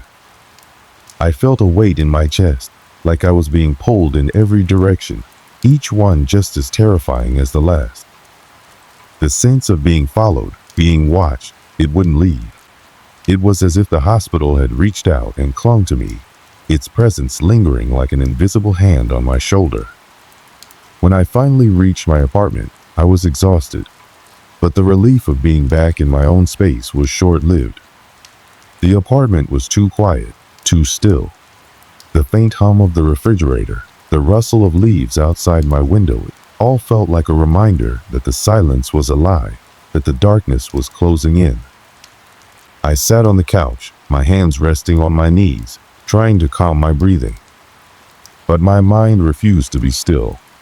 The more I tried to forget, the more the memory of the hospital came crashing back. It was like a chain, pulling me back to that place, to those faces frozen, vacant, empty. The hours stretched on, but sleep never came. The darkness in my apartment felt suffocating, and I found myself staring at the shadows, half expecting them to take shape, to grow into something I could no longer ignore. I tried to focus on something else, anything else, but the pull of the hospital, of the figure, was too strong. I couldn't escape it. I wasn't sure I wanted to. As dawn finally broke, a sliver of light creeping through the blinds, I realized something. The hospital wasn't gone. It hadn't left me behind. The building itself, the people, the shadows, they were never meant to be understood, never meant to be fully explained. They were a part of something bigger, something darker, something that couldn't simply be resolved. And in the end, I was left with nothing but questions that I knew would never have answers. The only thing I was sure of was that I couldn't go back to that hospital. Not for answers, not for closure. Some things were never meant to be understood. Some doors, once opened, could never be closed again. The last thing I did before I closed my eyes that morning was glance at the door. It was still locked. But in the silence of my apartment, I swore I could hear a faint, distant sound. Like footsteps. I woke up late the next afternoon, the bright sunlight streaming in through the curtains, but even the warmth of the day couldn't push the chill that had settled in my bones. I had barely slept, and when I did manage to drift off, my dreams were filled with twisted images of that hospital, the empty halls, the eyes that followed me, the figure who had warned me to leave. It was as if the night had never ended, as if the darkness had seeped into every crevice of my mind, refusing to let go. I rubbed my eyes, trying to shake the grogginess and the lingering sense of unease that clung to me. My phone sat on the table, its screen cracked in the corner where it had fallen the night I first fled the hospital. I hadn't touched it since, afraid that the messages, the calls, or whatever might be on the other side would pull me back into that nightmare. But there was something else, a feeling I couldn't shake. The apartment felt different now, as though the walls were closing in, as if the space itself was tighter than it had been before. I tried to focus on something, anything, to distract myself from the pull of the past 24 hours. But the images wouldn't stop. The cold grip of the hospital, the vacant faces, the whisper of footsteps in the dark, they were like echoes bouncing off the walls of my mind. I stood up, pacing the room. I had to get out. I needed to leave this place, to shake off whatever had followed me back from the hospital. I grabbed my jacket, my car keys, and walked out the door without a second thought. The cool air hit my face as soon as I stepped outside, but it did little to clear my mind. The streets were the same as they always were, cars driving by, people walking along the sidewalks, but I couldn't escape the feeling that something was off, something was wrong. I got into my car and started driving, not really caring where I went. I was only trying to outrun the thoughts that clung to me, but the more I tried, the more they seemed to follow. The further I drove, the more I felt like I was being pulled back to the hospital, back to that place of shadows and silence. I found myself in a quiet part of town, near a park I used to visit as a child. It was an odd choice, and yet, there I was, parked along the side of the road. I sat in my car for a few minutes, staring at the empty swings swaying gently in the breeze, the playground that had once been filled with laughter now abandoned, just like the hospital. Just like the people I had left behind. Something tugged at me. It was a feeling I couldn't quite put into words, something primal, like an instinct telling me that I had to go back. Not to the hospital, no, that place had already left its mark on me. But somewhere else. Somewhere that I couldn't quite name, but that had always been there, lurking in the back of my mind. I shook my head, trying to push the thought away, but it lingered. I needed to do something. I needed to feel like I had some control, some understanding of what had happened, of what I had seen. I grabbed my phone and checked it for the first time in hours. No new messages. No missed calls. For a moment, I felt a brief sense of relief. But then I saw something that stopped me cold. A single, unread text message. The number was unfamiliar, but the message itself was not. It was short, simple, and unsettling. "You're not safe." I stared at the screen, my mind racing. Who had sent this? How did they know what had happened? My fingers shook as I typed a response, hoping for some explanation, some answer.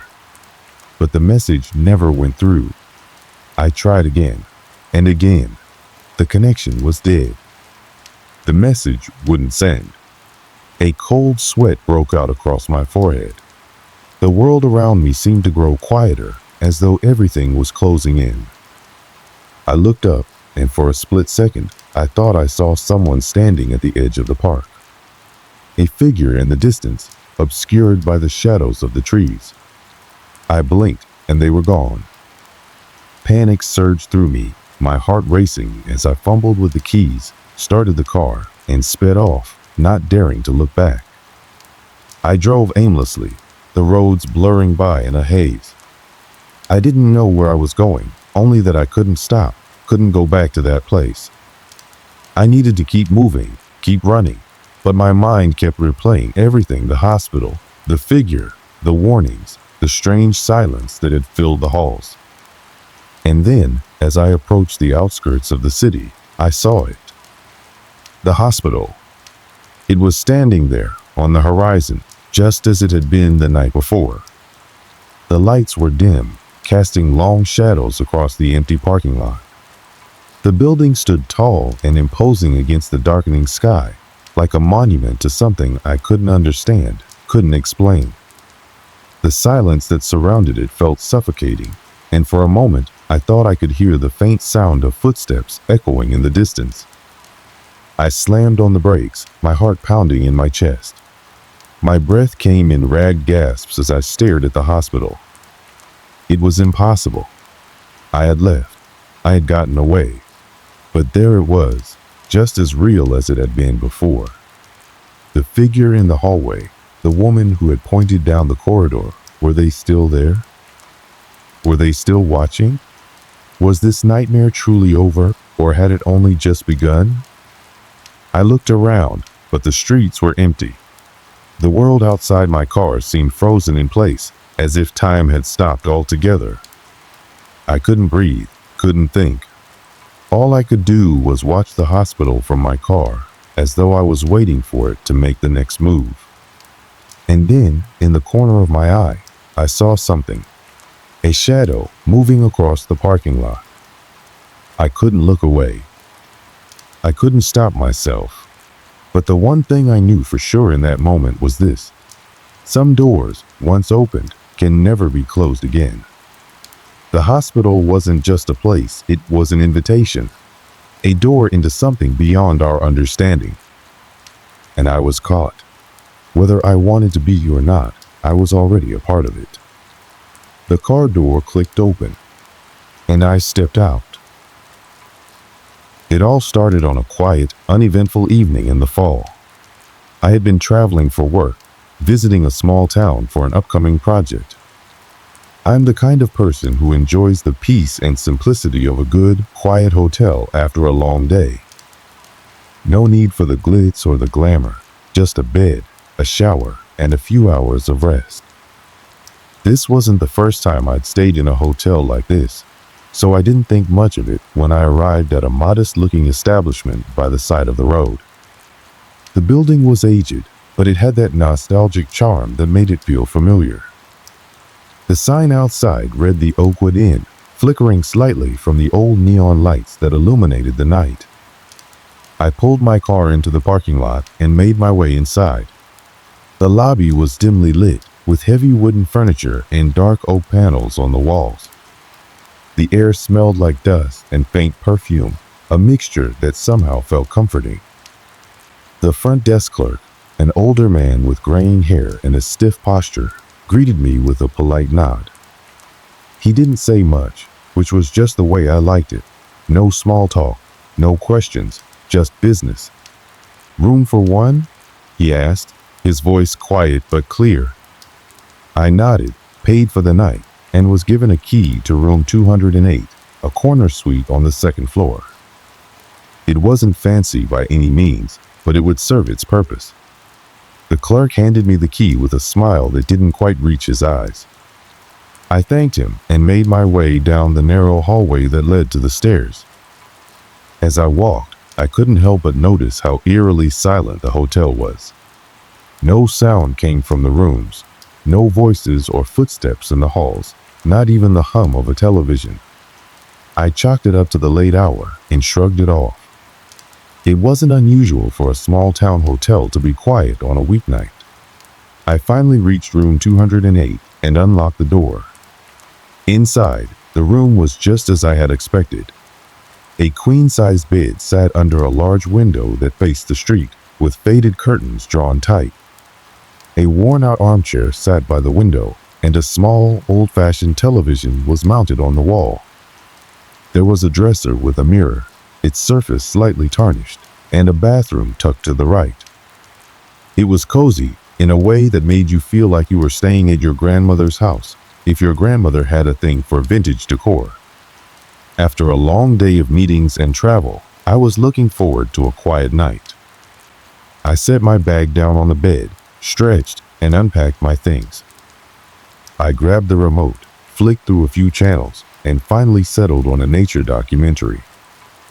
The light from the TV flickered off the walls, casting shadows across the room.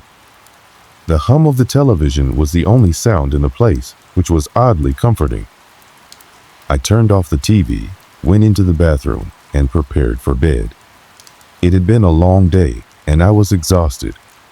I could feel the weight of the travel and the business meetings lifting from my shoulders. As I lay down, the quiet of the hotel room surrounded me. It wasn't the kind of silence that made you uneasy, but the kind that felt natural, so natural, in fact, that I didn't even think twice when I heard the faint sound of a door creaking down the hall. It was the kind of sound that belonged in a place like this, old, creaky, and full of character. I pulled the blanket up to my chin and closed my eyes, drifting into sleep. But something was off. I couldn't quite place it, but I could feel a sense of unease creeping in. I turned over, trying to shake off the feeling, but it lingered like a shadow I couldn't quite shake. The room felt cold now, and the hairs on the back of my neck stood up. But that was nothing to worry about, just an old hotel, nothing more. Little did I know, this hotel, like the shadows that danced on its walls, held secrets. And that night, those secrets would begin to unfold. The night passed quietly, at least for a while. I had been deep in sleep for hours when I was suddenly jolted awake by an odd noise. It wasn't loud, more of a soft, barely perceptible sound, but it cut through the quiet like a knife. The kind of noise you can't quite ignore. It was a faint tapping, coming from somewhere near the window. At first, I dismissed it as the sound of the building settling, or maybe even a branch from a tree brushing against the glass. It was that time of night, dark, still, and full of the usual creaks and groans that old buildings tend to make. But this noise, it didn't feel like any of that. I sat up in bed, squinting into the darkness. The room was as still as it had been when I first laid down, but something about the atmosphere had changed. It was heavier now, as if the air itself had thickened, pressing in on me from all sides. The tapping continued, more rhythmic now, and I could feel my heart rate pick up. I pulled myself out of bed, my bare feet cold against the hardwood floor, and crept over to the window. I drew back the curtain slightly, half expecting to see a tree branch brushing against the glass, or perhaps an animal scampering by. But there was nothing, no movement, no disturbance outside. I stood there for a moment, staring into the darkness. The street lights outside flickered faintly, casting long shadows across the parking lot, but everything was still. It made no sense. The tapping had definitely come from inside the room, but I couldn't figure out where. I turned back toward the bed, half expecting to find something there, some explanation, but nothing had changed. As I stood in the middle of the room, the uneasy feeling from earlier returned, stronger now. My mind raced through possibilities. I checked the closet, the bathroom, and even under the bed. There was nothing out of the ordinary, nothing to suggest that something was amiss. The tapping stopped, and for a moment, the silence was deafening. I slowly climbed back into bed, trying to shake off the growing sense of discomfort. It was probably just my imagination, I told myself. After all, it had been a long day. Maybe I was just tired, or maybe the building had just settled in a way that made it seem like something was happening. But the feeling of being watched didn't leave. It lingered, hanging in the room like a thick fog that wouldn't dissipate. I pulled the blankets tighter around me, hoping the warmth would help, but it didn't. The air still felt unnaturally cold, and I couldn't shake the feeling that something was wrong. I had stayed in dozens of hotels, and never had I felt so on edge. But this wasn't my first time being alone in an unfamiliar place. I was used to traveling, to checking into hotels and moving on the next day. What could possibly go wrong? I told myself that it was nothing, that the strange noise was just a figment of my tired mind. But sleep didn't come easy after that. I lay there for hours, staring at the ceiling, unable to shake the feeling that I wasn't alone in that room. The next morning, I woke up to the sound of birds chirping outside.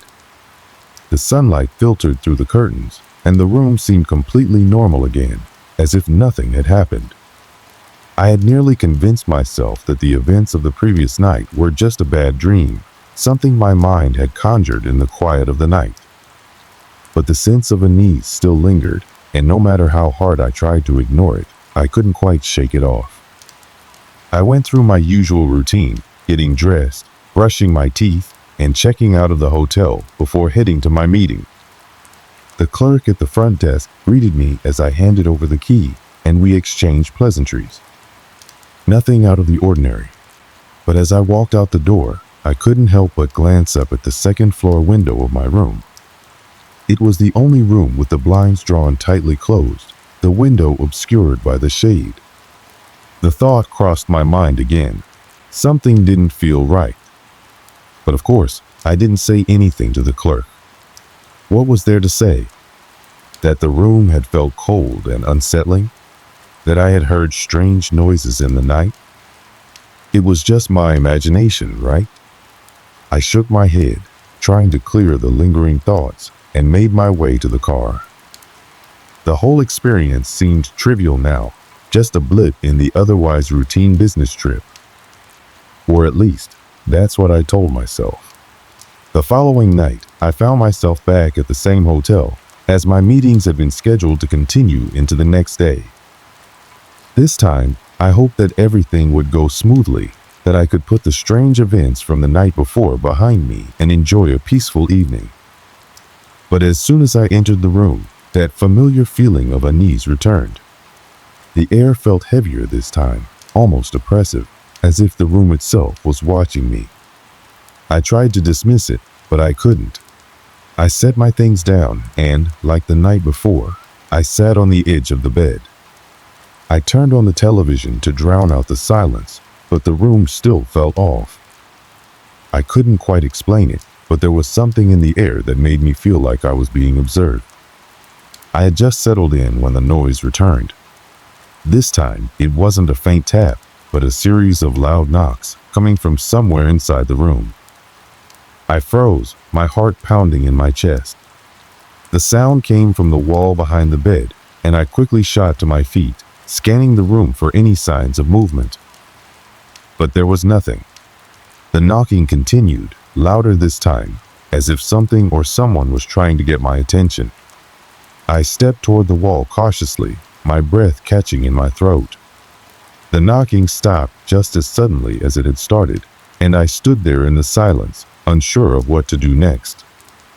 I checked every corner of the room again, every closet, every drawer, but everything appeared normal. The sound had ceased, and the room was still.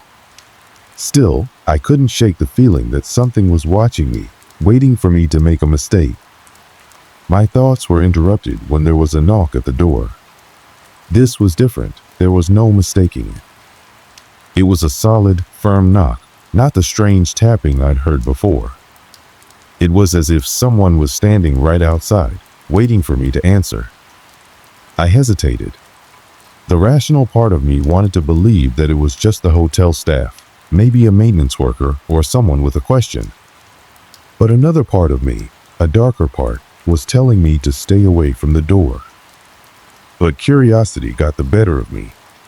I walked to the door, my heart racing.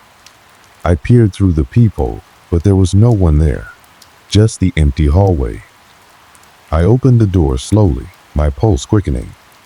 There was nothing on the other side. No one in the hall, no sign of anyone nearby. The door creaked open, and I stepped out into the hallway, looking both ways. It was quiet, too quiet. Just like before, the hotel felt empty, as though no one else was staying there at all. I glanced around, still unsure of what was going on. I shut the door, locking it behind me. As I turned back toward the room, something caught my eye. There, just beyond the doorway, I noticed something strange. A figure, barely visible in the shadows, standing at the far end of the hall. It was too dark to make out any details, but the shape was unmistakable. Before I could even react, the figure was gone. The next few days at the hotel blurred together in a disorienting haze of increasing tension. The strange events from the night before weren't just one-time occurrences. They became part of the fabric of my time in that room, seeping into every corner of my stay. At first, I tried to dismiss them, writing them off as coincidences. But as each night passed, the events grew more frequent and intense, and I began to question whether something more sinister was at play. It started subtly, as if the room itself was slowly trying to get my attention, like an unsettled spirit gently knocking on the door of my awareness. The first night after the knock in the hallway, I lay awake in bed, trying to shake the feeling of unease. The air was still cold, and the silence was thick, as though the room was holding its breath, waiting. I glanced at the clock.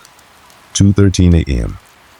That same eerie hour when everything felt different, when shadows seemed deeper and the quiet felt unnatural. I tried to ignore the feeling, but there it was again, a faint scratching noise coming from the wall closest to my bed. This time, it wasn't a tap or knock, it was a deliberate, dragging sound. As if someone was scraping their fingernails along the wall, inching their way closer to me. I pulled the blankets tighter, the hair on the back of my neck standing up. My heart was pounding, and I wasn't sure whether I should get out of bed to investigate or stay under the covers, hoping it would stop. The sound continued, slow and methodical. I had to know what it was. I couldn't just lie there, frozen, hoping it would go away. My feet hit the cold floor, and I stood up, cautiously walking to the wall. The noise stopped as soon as my hand touched the surface of the wallpaper. But I could still feel it, a strange, unsettling vibration, like the wall itself was humming with something I couldn't see. I hesitated, staring at the wallpaper for a long time, as if expecting it to change or shift into something else. But it remained perfectly still. Slowly, I pulled back the curtains and looked outside. The streetlights bathed the parking lot in a dull yellow glow, casting long shadows, but everything was as it should be. No signs of movement, no strange figures lurking in the dark. I returned to the bed, trying to push the sense of dread from my mind. It was just the building settling, I told myself. Just the wind, or the pipes, or something else explainable. But when I pulled the blankets up and tried to sleep, the silence seemed louder, more oppressive. I closed my eyes, willing myself to drift off, but every time I started to slip into sleep, something pulled me back. Something kept me tethered to the present, to the room that felt wrong. The next morning, I told myself I was being paranoid. The strange noises were likely the result of an old building with creaky pipes and floors. I brushed it off as best as I could, determined not to let it affect my work or the rest of my trip. But the incidents continued, each one more disturbing than the last.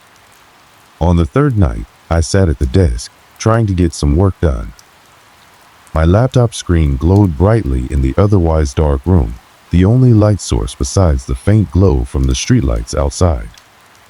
The tap, tap, tap began again, faint at first, almost like a distant knock on a door.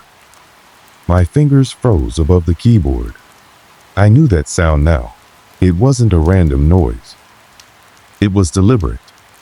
But this time, the tapping wasn't coming from the wall. It was coming from the closet. I stood up so quickly that I knocked over the chair behind me. The room felt smaller now, suffocating in its stillness. My heart raced and my throat tightened. I approached the closet slowly, taking shallow breaths. The tapping continued, louder now, almost as if it was trying to get my attention. I grabbed the doorknob, my hand trembling, and pulled it open. There was nothing inside, just the usual hotel closet, empty hangers, a few extra pillows, and a small safe tucked away in the corner. No sign of anything out of the ordinary. But as I stood there, staring into the dark space, I noticed something that made my stomach churn. The air inside the closet felt colder than the rest of the room. It wasn't just a drop in temperature, it felt unnatural, as though the very space itself had been drained of warmth. My breath came out in visible puffs, and I had to fight the urge to slam the door shut and run. But instead, I stepped inside, cautiously feeling my way around the darkened space. My fingers brushed against the walls, the coldness sending shivers down my spine. There was no explanation for the sudden drop in temperature. That's when I saw it. A faint, dark mark smeared across the back wall. It looked like a handprint, but it wasn't from any normal hand. The shape was wrong, the edges too sharp, the fingers too elongated. I felt a wave of nausea wash over me as I stood frozen, staring at it. The marks were smeared, as if someone or something had pressed against the wall, dragging their hand across it in a desperate, unnatural motion.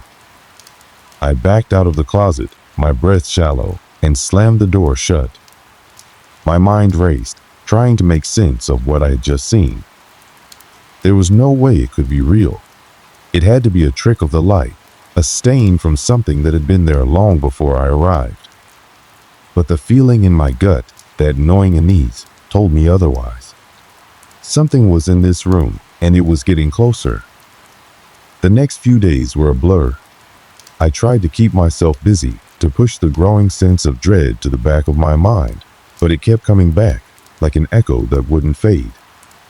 The noises became more frequent knocks, tapping, and even a faint voice I couldn't quite place. Sometimes it sounded like a whisper, others like a low murmur, but always just out of reach, never clear enough to understand. I began to check the room obsessively, inspecting the walls, the ceiling, the floorboards for any sign of what could be causing the disturbances. But I found nothing. No loose pipes, no malfunctioning air vents, no explanation at all. The room was quiet during the day, as though nothing had ever happened, but at night, the tension built and built until I couldn't take it anymore. One night, after the tapping started again, I decided to get to the bottom of it. I couldn't keep living in a room where I wasn't sure what was real. I grabbed my phone and began recording, hoping to catch something on camera that would explain the strange events. The camera light flickered on, and I stood in the middle of the room, watching the dark corners, waiting for something to happen. That's when it did. The temperature in the room dropped sharply, so fast that I could see my breath. The walls groaned, as though something heavy was being moved behind them. The taps on the wall grew louder, more insistent. And then, a voice, clear as day, echoed in the room. "Leave!" The word echoed through my head as much as it did in the room, reverberating off the walls, filling every inch of the space with an oppressive energy that made my skin crawl. I stumbled backward, nearly tripping over the chair. The voice was gone, but the air remained thick with tension, as if something was waiting for me to make my next move. The night of the encounter was unlike any of the others. It felt as though the very air in the room had grown heavier, charged with an energy I couldn't explain. Every step I took, every breath I inhaled, felt like it was leading me towards something I wasn't ready for, yet something that had been building up ever since I checked in. By this point, I had made peace with the idea that something was wrong with the hotel room.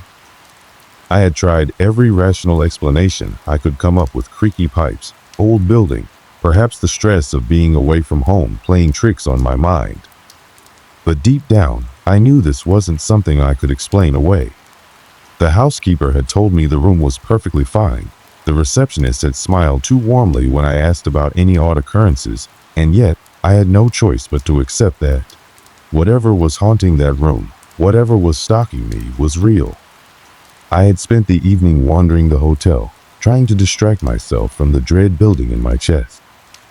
The distant chatter from the bar, the soft murmur of voices in the lobby, all felt like background noise to the growing sense that something was about to happen. I couldn't shake the feeling of eyes on me, watching from the corners of the hallways, from the dark spaces where no one else seemed to be.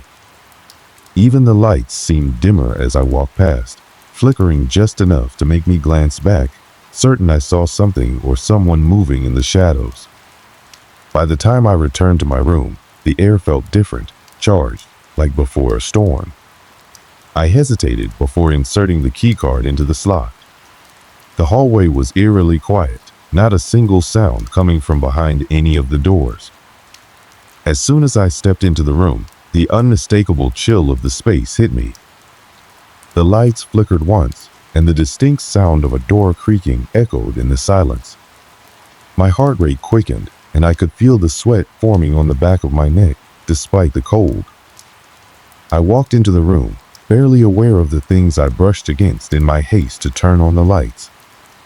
The door slammed shut behind me, making me jump.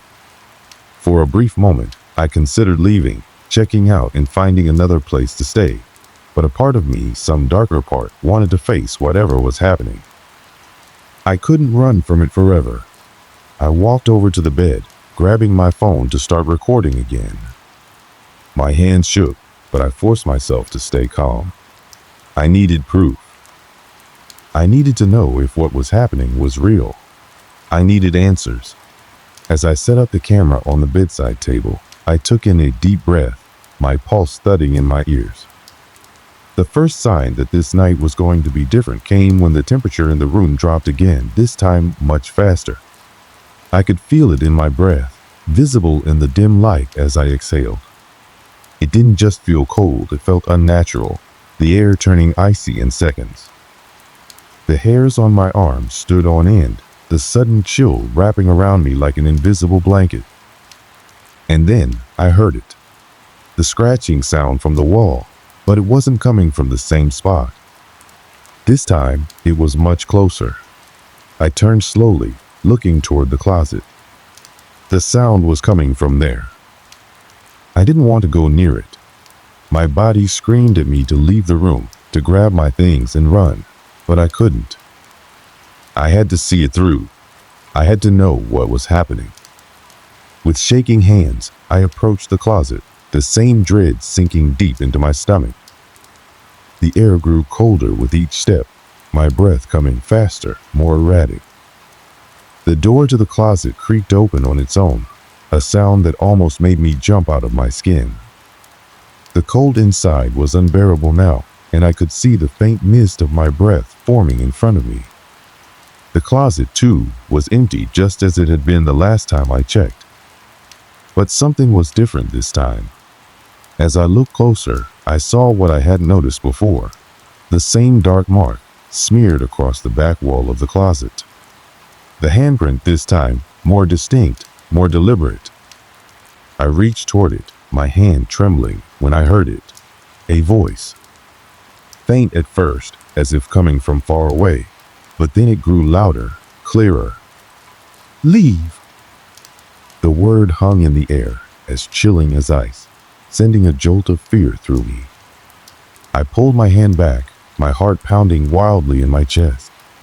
I could feel the presence, the weight of something or someone standing just behind me. I spun around, but there was no one there. The room was still, completely silent, except for my ragged breathing. Then the lights went out. The sudden darkness was suffocating. My eyes adjusted slowly, but it didn't matter. The absence of light only made the room feel more oppressive, like something was standing right next to me, breathing down my neck. I tried to turn on my phone's flashlight, but it flickered weakly before cutting out entirely. Panic surged through me. I was alone in the dark, with nothing but the heavy air and that feeling of presence. I fumbled for the door, my heart racing, desperate to escape. But before I could reach it, the temperature plummeted again. This time, my breath came out in visible plumes, like smoke, as if the room had become a freezing, frozen wasteland. The walls groaned, a low, menacing sound vibrating through the floor beneath my feet. And then I heard it, the unmistakable sound of footsteps, dragging across the floor, coming closer. My eyes flew open in the dark, my pulse quickening. The footsteps were real. They weren't just in my head. They were coming closer, and with each step, my fear deepened. I couldn't move. I couldn't scream. I was paralyzed, rooted to the spot by a presence I couldn't see, but could feel like 1,000 eyes staring into the back of my skull. A whisper filled the room, cold and bitter. You should have left. The voice was unmistakable, sharp and guttural, like something from the depths of the earth. My body trembled violently, and for the first time, I understood what it meant to be truly afraid. The coldness seemed to wrap itself around me like a suffocating shroud, pressing in on all sides, choking me. In the dim light, I saw it. A shadow, darker than the surrounding darkness, moving toward me with unnatural speed. It was humanoid in shape, but distorted, warped in ways I couldn't comprehend. The figure seemed to flicker in and out of existence, shifting and stretching as it moved closer. I opened my mouth to scream, but no sound came. I was frozen in terror, unable to move, unable to breathe. The shadow loomed larger, its form becoming clearer, tall, thin, with long, twisted limbs. Its face was indistinct, as if it had no real features, just a void, a blackness that swallowed everything around it. The voice came again, louder now, echoing in the room, in my mind. Leave now, or it will be worse. I couldn't take it anymore. My legs finally moved, and I bolted toward the door. The figure was right behind me, its presence so close that I could feel its cold, like ice, seeping into my skin. I threw open the door and ran down the hall, my breath ragged, my heart pounding in my ears. I didn't stop until I was outside, under the harsh light of the street lamps, away from the room and its horrors. I never returned to that hotel, never looked back. But I couldn't escape the feeling that something had followed me, that whatever had haunted that room wasn't finished with me. The voice echoed in my head, a constant reminder that some things are best left undiscovered. I never went back to that hotel. Even though I had checked out in the middle of the night, running into the cold air without looking back, the experience stayed with me. The hotel was a blur now. Its once ordinary facade now a haunting memory. And yet, the thing that terrified me the most wasn't the dark figure, or the cold, or the voice. It was the feeling that I wasn't truly alone. Something had followed me. I was sure of it. The next morning, I found myself pacing around my apartment, not sure what to do with myself. The events from the night before were still fresh in my mind, and no matter how many times I told myself it was just a bad dream or my imagination playing tricks on me, I couldn't shake the feeling that something was off. I couldn't even sleep without feeling like I was being watched, like there was a shadow in the corner of the room, just out of sight. The phone call came 2 days later. I had just returned from the grocery store, my arms full of bags, when my phone buzzed in my pocket. I recognized the number instantly. It was the hotel, the front desk, where I had stayed. A chill went down my spine, but I answered it, wondering if they had somehow found out I'd left without checking out properly. "Hello?" I said, my voice a little more shaky than I wanted it to be. "Hi, is this Mr. Johnson?" The voice on the other end sounded calm, professional, but there was something in it that made me uneasy. "This is Michelle from the hotel front desk. I was just calling to confirm your recent stay with us." I paused, unsure how to respond. "Yes, I stayed there a few days ago. Room 212. Yes. We've been reviewing the security footage, and there's something we'd like to address with you." She said it casually, but the words sent a cold shiver down my spine. I braced myself. I had to know. "What's going on? Is there something wrong?" There was a slight hesitation on the other end of the line before she spoke again. "It's probably nothing, Mr. Johnson, but we noticed something odd. There's a bit of a discrepancy in the footage from the night you stayed with us. We wanted to ask if you recall anything strange from your time in the room." My heart skipped a beat. "What kind of discrepancy?" "Let me start from the beginning," Michelle continued. "We have standard security cameras in the halls, and they're monitored just for safety. But there's something in your footage that's unusual. We see you enter the room, and everything seems normal. But around midnight, the lights in your room flicker. Then, a few minutes later, the temperature seems to drop drastically, according to our sensors. We noticed a strange shadow moving past your door.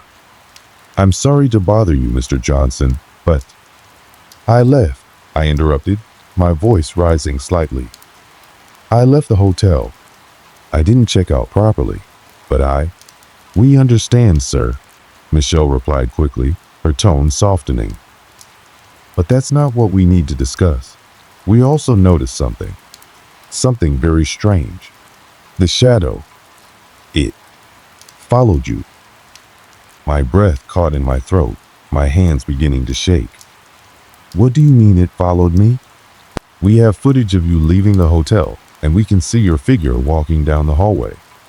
But after you disappeared from the cameras, there's a distortion.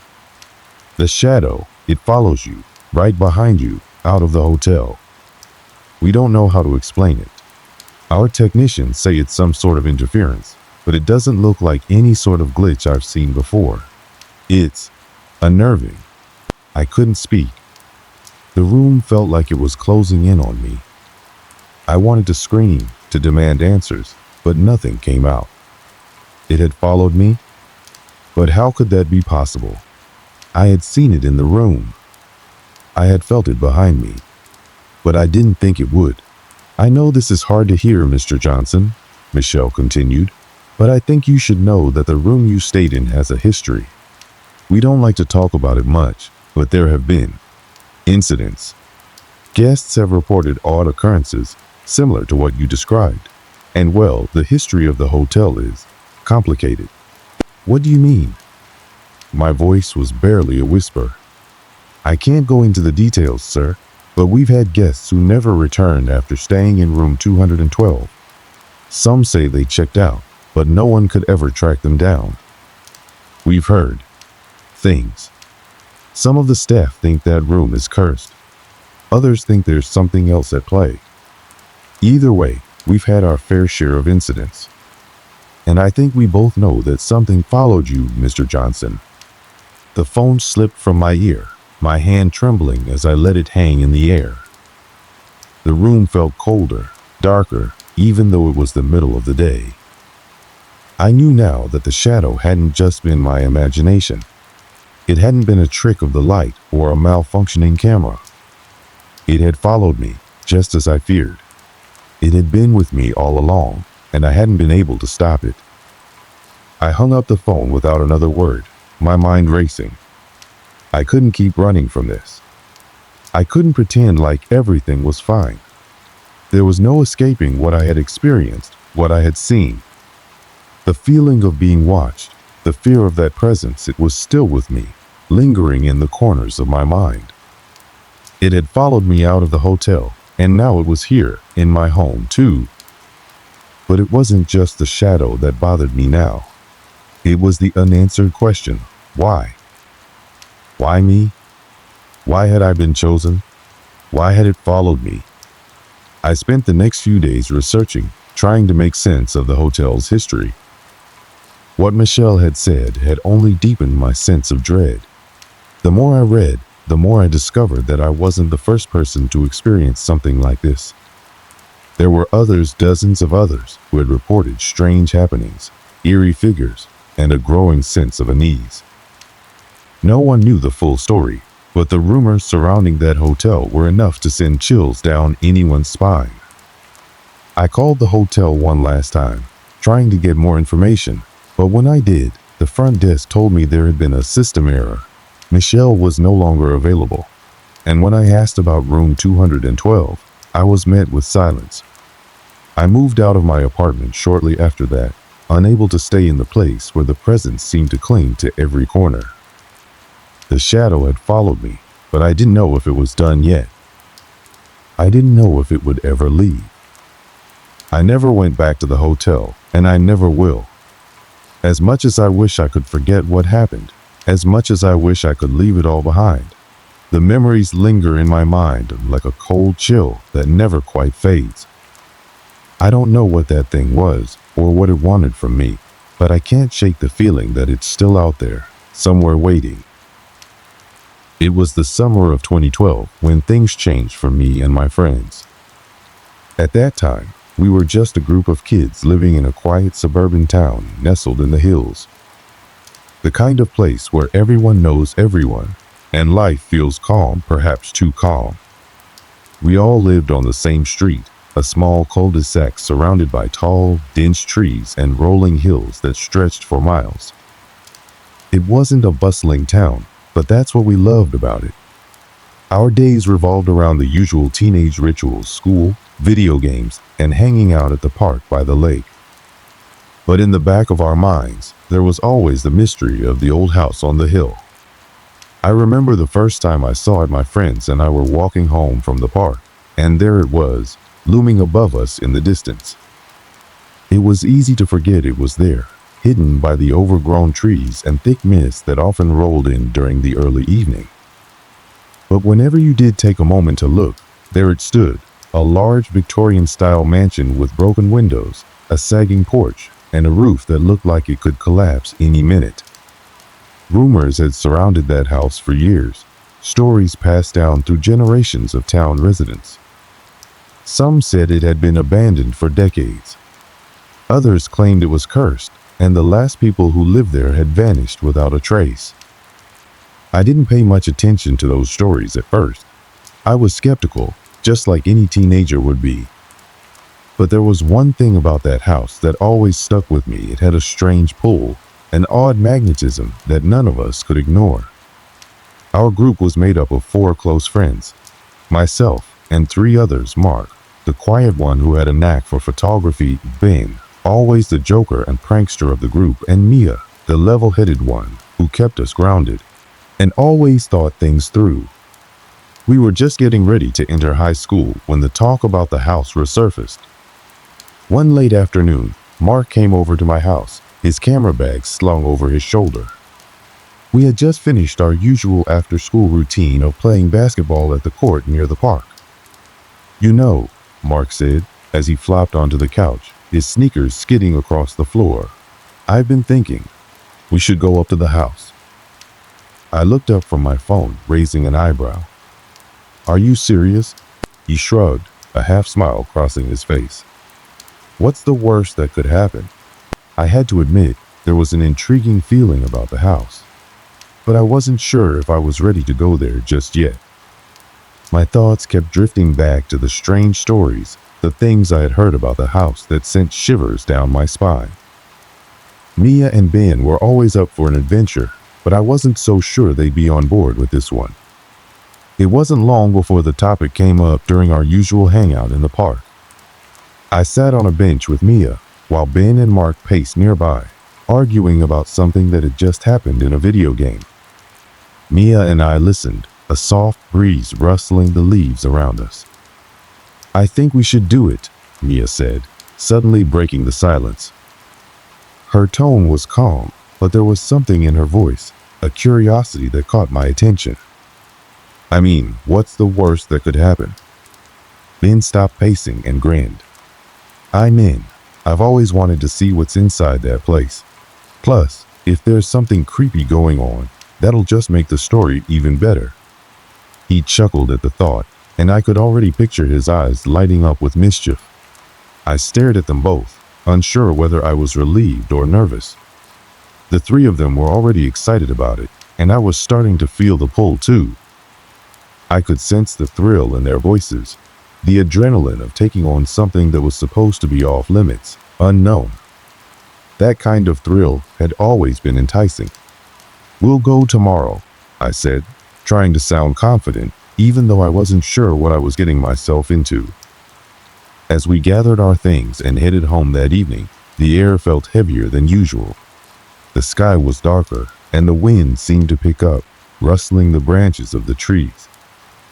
I couldn't shake the feeling that we were heading towards something we didn't understand, something far bigger than a simple exploration of an old, abandoned house. But there was no turning back now. The plan was set. The adventure was on. That night, as I lay in bed, I found it hard to sleep. My mind raced with questions, most of them centered around what could be hidden inside the house. My imagination wandered, but I didn't want to admit to myself that I was nervous. The next day, we met up in the late afternoon, as planned. The sun was beginning to set, casting a warm orange glow over the hill. As we stood in front of the old house, I had an odd sense of nostalgia, a feeling that I had been here before, even though I knew that wasn't possible. But I wasn't the only one feeling uneasy. Mark had his camera out, capturing shots of the overgrown lawn and the cracked stone path leading up to the front door. Ben, as usual, was the first one to break the silence. "So, what's the plan?" Mia gave me a look, and I nodded. "We go in, we look around, and then we leave. Simple as that." We didn't know it then, but that simple plan was about to unravel in ways none of us could have predicted. The sun had just dipped behind the horizon when we made our way up the long, uneven path toward the house. The air felt heavier than before, and the temperature dropped slightly, making my breath more visible in the cool evening air. I could hear Mark's camera clicking away, his lens zooming in on details that seemed too still for comfort. The house loomed ahead, its dark silhouette casting an almost foreboding shadow across the ground. The front door, which had clearly seen better days, hung half open, creaking slightly with the wind. We stood there for a moment, each of us unsure whether to take that final step forward.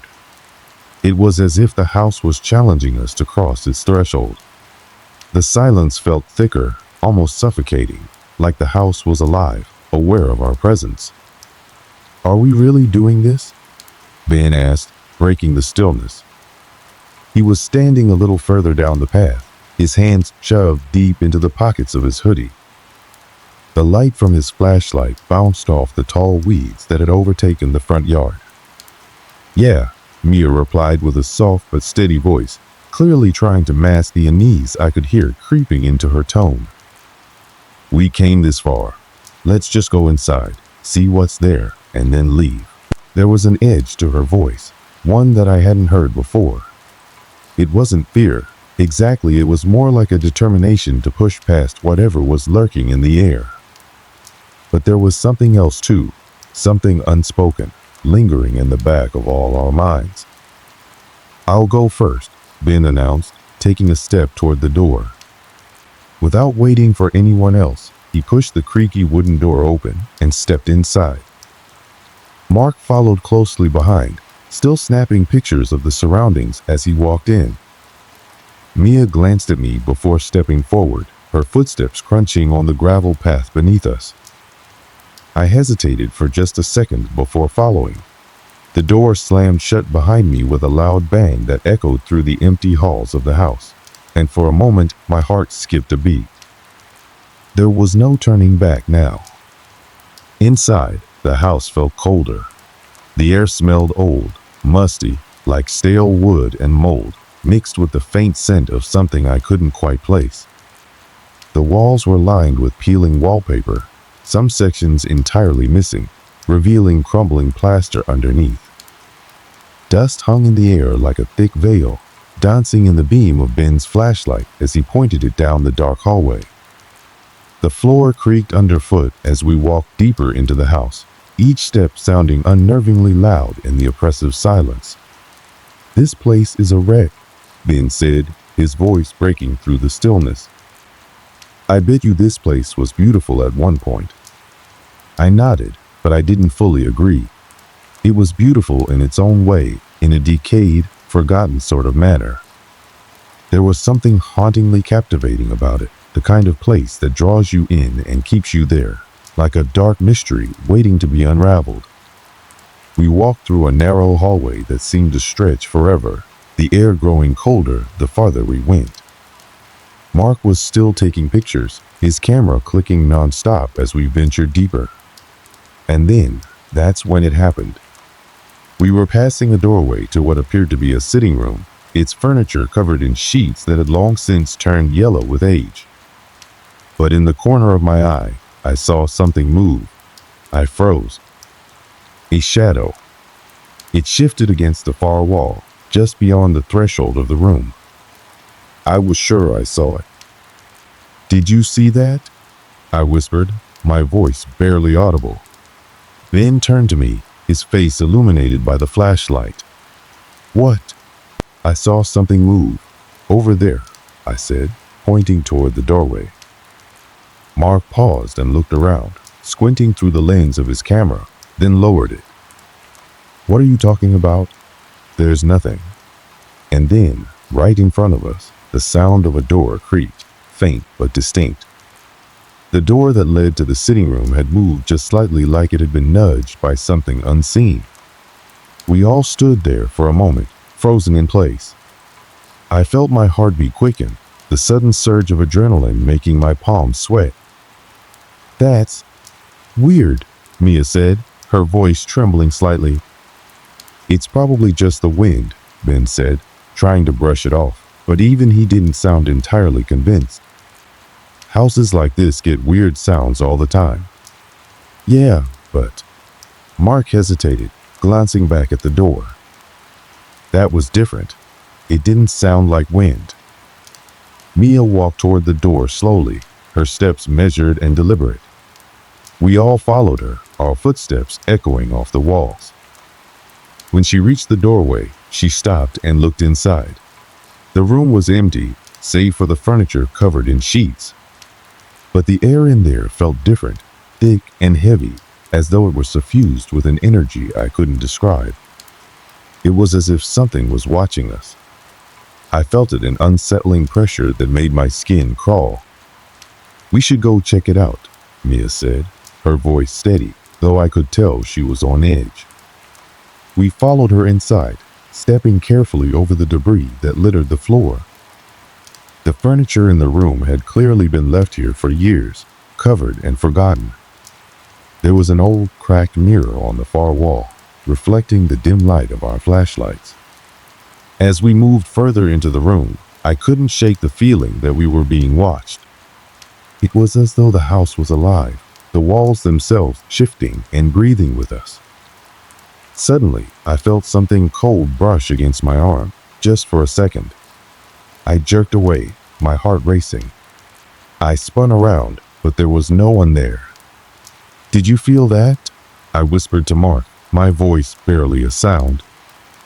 He nodded, his eyes wide. "Yeah, I did."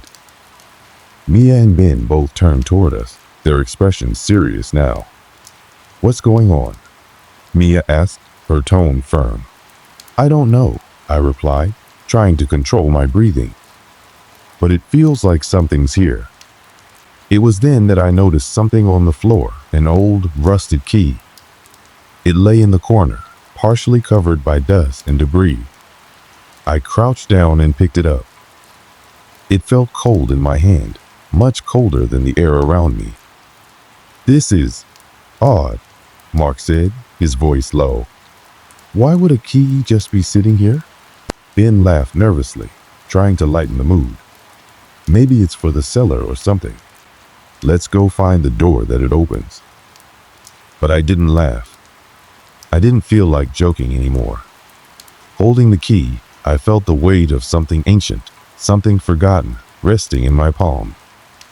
It was as if this key was a symbol, a sign that we had unlocked something we shouldn't have. The air in the room seemed to thicken again, and suddenly the temperature dropped even further. We were all shivering now. "That's enough," Mia said, her voice steady but with a hint of urgency. "We should leave." But as we turned to leave the room, the door slammed shut behind us with a force that shook the walls. The sound reverberated throughout the house, and for a moment we stood frozen, staring at the door. My mind raced. There was no wind, no draft, nothing that could explain what had just happened. And that was when I knew we were no longer in control. The atmosphere inside the house had shifted. The oppressive silence that had welcomed us when we first stepped inside now felt charged, like static before a storm. The air was thicker, more difficult to breathe, and the temperature continued to drop with each passing minute. After the doors slammed shut behind us, we stood in the hallway for a long while, not speaking, just listening. There was something off about the house, something I couldn't quite put into words. The walls seemed to groan under the weight of secrets they had kept hidden for so long. The sound of our breathing and footsteps echoed unnervingly loud, and every creak of the old wood felt like it was telling us to leave, to turn around before it was too late. Mia was the first to break the silence. She turned to us, her eyes wide with apprehension. "We need to figure out what's going on here," she said, her voice more resolute than I expected. "This is beyond just an old house. There's something in here with us." Her words seemed to hang in the air. It was the first time any of us had openly acknowledged the fear that was bubbling just below the surface. We had all felt it, the constant sensation of being watched, the unshakable feeling that we were not alone, but we had tried to dismiss it. But now, as we stood there in the dim, flickering light, we all knew that there was something wrong with this place. Something sinister. "Maybe we should head back to the front door, get some fresh air," Ben suggested, his voice shaky. He was no longer laughing off the situation, his usual bravado gone. I could tell he was just as unsettled as the rest of us. But Mia shook her head. "No, we came this far. Let's figure this out." Her voice was firm, and there was a fire in her eyes that none of us could deny. I wasn't sure if it was bravery or a desperate need to prove something, but I wasn't about to argue with her. Mark, always the skeptic, was scanning the house with his camera. He had already started taking more pictures of the rooms, trying to capture something, anything that might explain the strange feeling that had settled over us. The camera lens clicked continuously, but even through the lens, I could tell that the place was more than it appeared. There was an energy here, a heaviness that seemed to distort the images in ways that were difficult to explain. The pictures were starting to look blurry, even though the camera settings were perfect. We wandered deeper into the house, our footsteps echoing on the creaky wooden floors. The light from our flashlights flickered sporadically, and I had to keep shaking mine to get it to stay on. It didn't help that the deeper we went into the house, the darker it became. The air seemed colder in the back rooms, and a faint smell of decay clung to everything we passed. The remnants of a forgotten past, dust-covered furniture, broken glass, and faded wallpaper told the story of a place left behind, abandoned not only by people, but by time itself. "We should check the basement," Ben suggested, his voice barely above a whisper, as though speaking too loudly would disturb whatever presence was watching us. "There's gotta be something down there." I didn't like the idea. The basement was always the place in haunted houses that you avoided, the one place that felt like it contained the heart of whatever evil lingered in the shadows. But I didn't want to back out either. We were all in this together now, and I couldn't let my fears show. "All right," I said, trying to sound confident, even though my stomach was twisting with dread. "Let's go." The basement door was at the far end of the hallway, just past a staircase that led to the second floor. It was almost hidden in the shadows, the blackness swallowing the faint light from our flashlights. As we approached the door, I noticed something strange. A large, dark stain on the floor near the entrance. It looked like it had been there for years, maybe longer. It was dark, but I could tell it was wet. It glistened under the flashlight beam. Mia knelt down to get a closer look. "What is that?" she muttered. Her voice barely reached my ears, but I heard the tremor in it. It's wet." "That doesn't look like just water," Mark said, snapping another picture. The flash illuminated the stain, and for a brief moment, the space felt eerily still. It could be old oil or something. Something leaked. But I wasn't convinced. The air in the house felt thicker near the stain, like it was drawing the energy from the room into it. I didn't want to think about it too much. The last thing I needed was to let my imagination run wild. The basement door creaked open as Ben pushed against it, and a wave of cold air rushed out, carrying the scent of damp earth and rotting wood. The stairs led down into the pitch-black darkness, and for a moment, I could feel the weight of the unknown pressing down on me.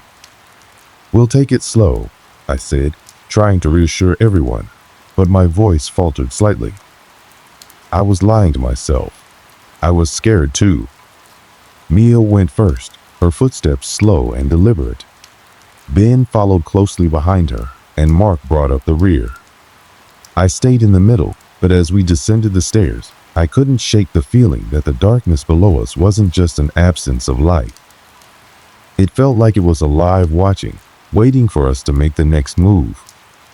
The basement smelled worse than I thought it would, damp, musty, with the unmistakable odor of mold. Our flashlights flickered again as we reached the bottom, and I felt the temperature drop even further. It was freezing down here, and my breath came out in visible clouds.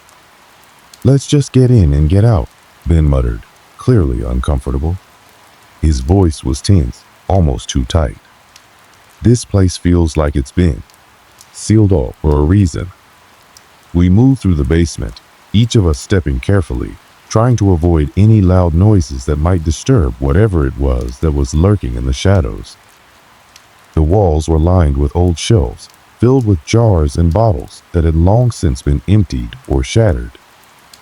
The floor was uneven, cracked in places, with old tools and broken furniture scattered across it. And then we saw it. At the far end of the basement was a small wooden door, almost hidden behind a stack of old crates. The door was different from the others we had encountered in the house. It was newer, or at least it looked that way. The wood was still intact, and there was a small metal handle.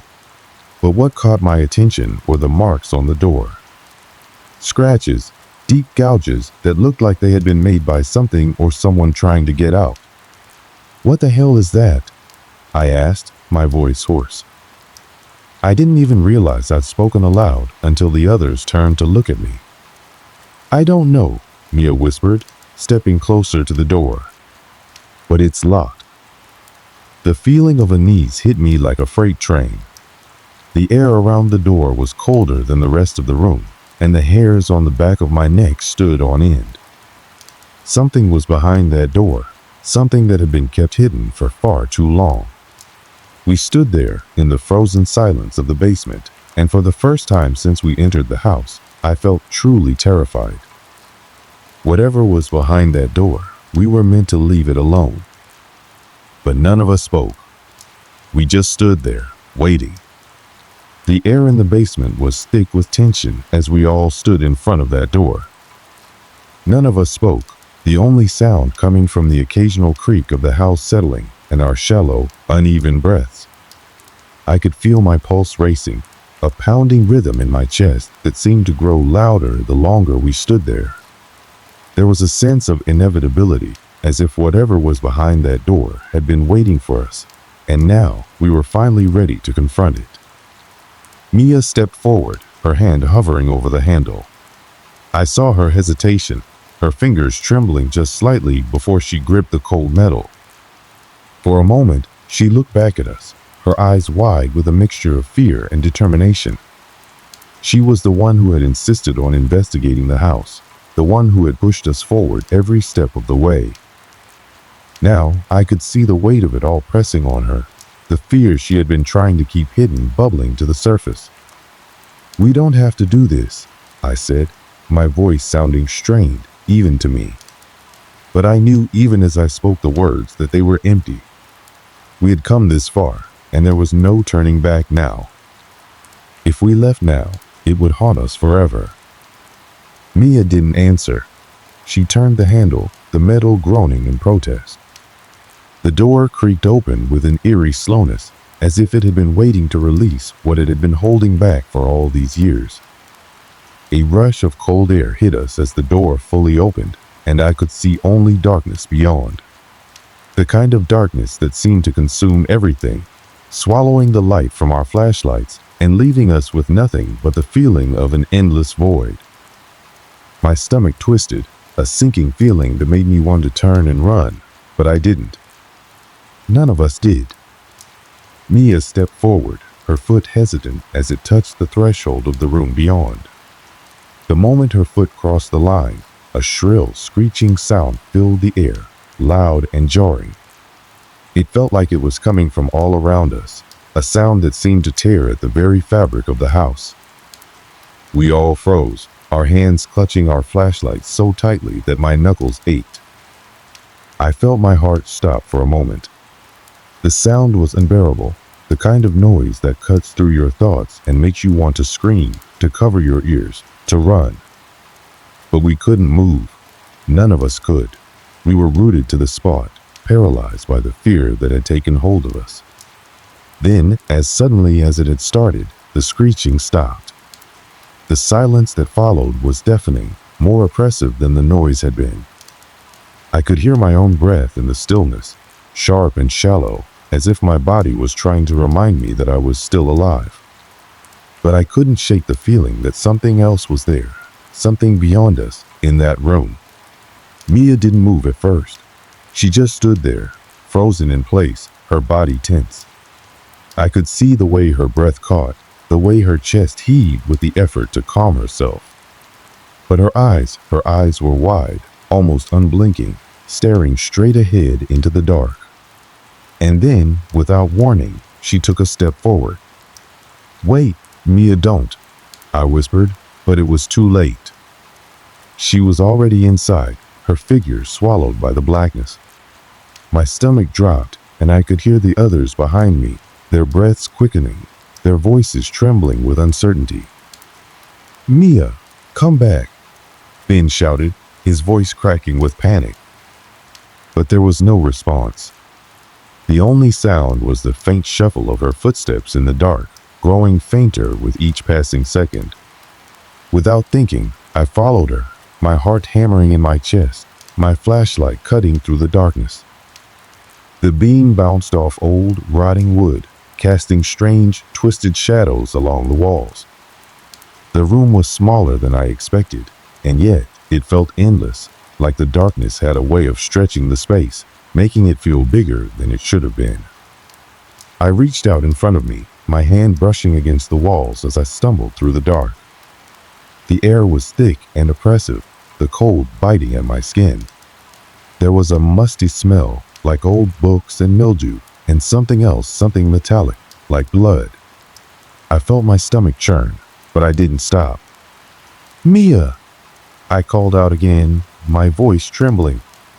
Finally, I saw her. She was standing at the far end of the room, her back to me. She didn't turn around when I called her name. She just stood there, perfectly still, her hands hanging at her sides. "Mia, what's going on?" I asked, my voice low and unsure. And then I saw it. A shadow behind her, a dark figure that seemed to melt out of the corner of the room, moving towards her with unnatural speed.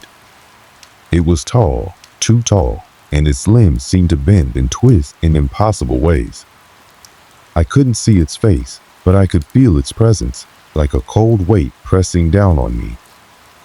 "Mia!" I shouted again, my voice panicked now.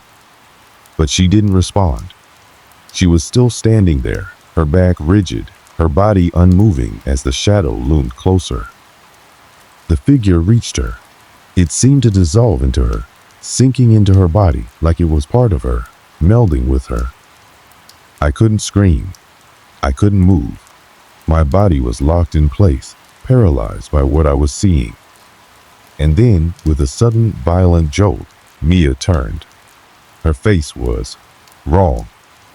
Her eyes were wide, too wide, like they were stretched out of shape, and her mouth was pulled into a smile that wasn't hers. It was something dark, something twisted, and for the briefest of moments, I thought I saw a shadow of something else, something alive behind her eyes. "Mia," I whispered, stepping back, my voice a ghost of what it used to be. She didn't respond. She just stood there, her head tilting to one side, as if studying me. The air grew colder still, the darkness pressing in tighter. I could feel it around me, suffocating me, and I couldn't breathe. It was like the house itself was alive, holding its breath, waiting for something. And then I heard a voice. It wasn't Mia's. It wasn't any of our voices. It was deeper, guttural, like something that had been buried for a long time. "Leave now, or you will be like her." The words felt like they were seeping into my skin, crawling into my bones, wrapping themselves around my mind. The fear that had been simmering inside me erupted into something more primal. I turned and ran. The others followed, their footsteps pounding behind me, but I didn't look back. I didn't dare. We didn't stop running until we reached the front door. The house seemed to stretch endlessly, the walls closing in around us, and no matter how fast I moved, the exit felt farther and farther away. My heart hammered in my chest, every step a battle against the overwhelming sense of dread that surged through me. The pounding of footsteps behind me wasn't just from my friends, it was from something else, something far worse that seemed to be chasing us. The air had become unbearable, thick with cold, as if the house itself was exhaling its malice on us. My breath came in ragged gasps, and my legs felt like lead, but I couldn't stop. Not with whatever had taken Mia, whatever had become of her still lurking within the dark corners of the house. It was only when we reached the front door that we all stopped, out of sheer exhaustion. The door was locked. Ben fumbled with the key, his hand shaking so violently that it took him a full minute to get the lock undone.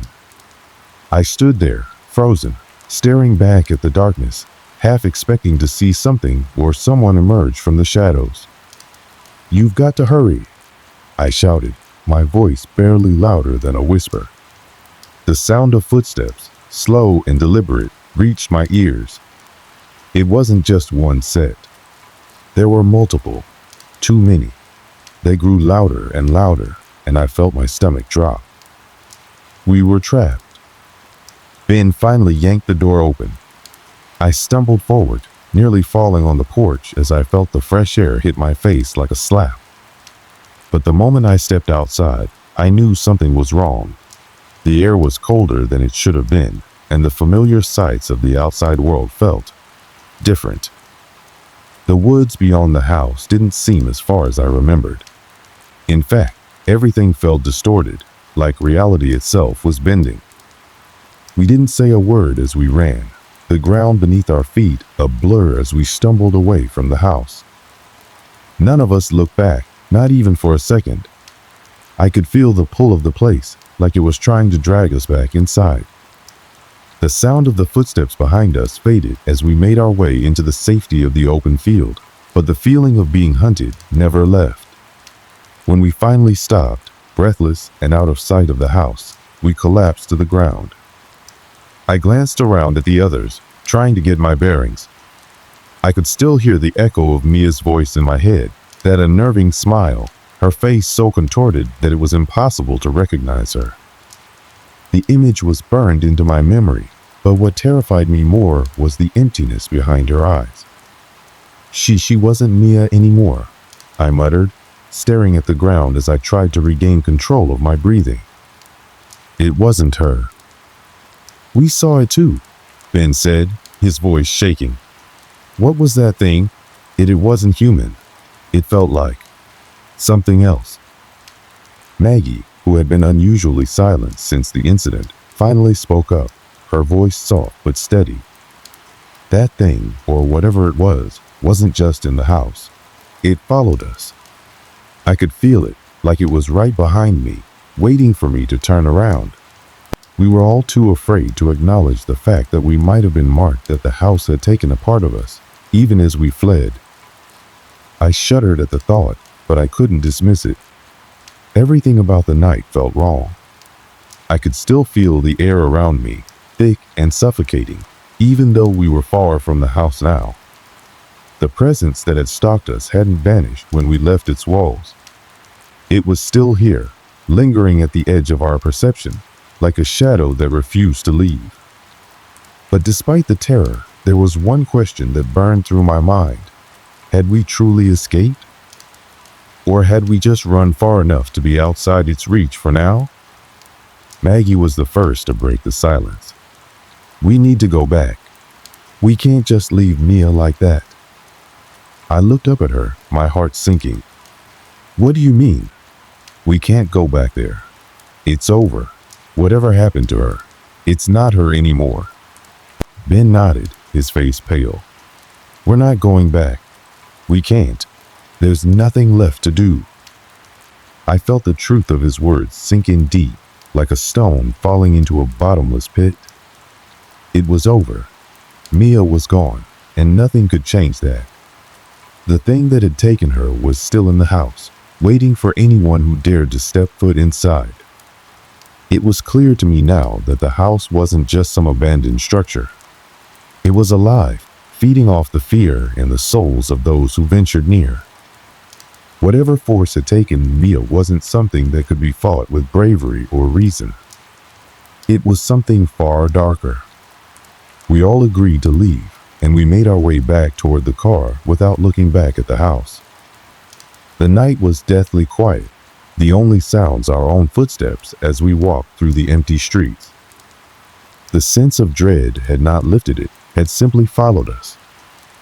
When we finally reached our cars, we piled in without a word, slamming the doors behind us. The engine roared to life, and we sped away from the hill and the house that had swallowed Mia whole. I felt the weight of the silence settle in the car. It was like we were all waiting for someone to say something, anything, but no one did. We drove in that heavy silence for what felt like hours, the only company being the flickering headlights and the soft hum of the engine. The world outside seemed impossibly distant, as though the house had stretched its reach farther than we'd realized. Eventually, we reached the outskirts of town, and Ben pulled the car over to the side of the road. We all sat there in the dark for a long time, just thinking. It was as if we were waiting for the other shoe to drop, for the terrifying truth to become real. But the longer we sat, the more I realized something. There was no safety, no refuge, no place far enough to escape the house. Once you knew about it, once you stepped into its world, there was no leaving it behind. We all went our separate ways that night, but I knew that the shadows of that house would stay with us forever. There would never be a day when I didn't feel the weight of that place pulling at my mind. The faces of my friends had changed darker, haunted, and so had mine. We were different now. The world had become smaller, darker, and no matter how far I ran, I could never truly escape. As for Mia, I can still hear her in my mind, calling out to us from the depths of that house. But it isn't her. Whatever was left of her, whatever took her, is still out there, waiting for the next group of fools to wander too close. And I know deep down that the house will never let go. It never does. It's been weeks since we fled from that house, but not a day goes by that I don't think about it, about Mia, about the house, and about the strange, dark presence that still haunts me.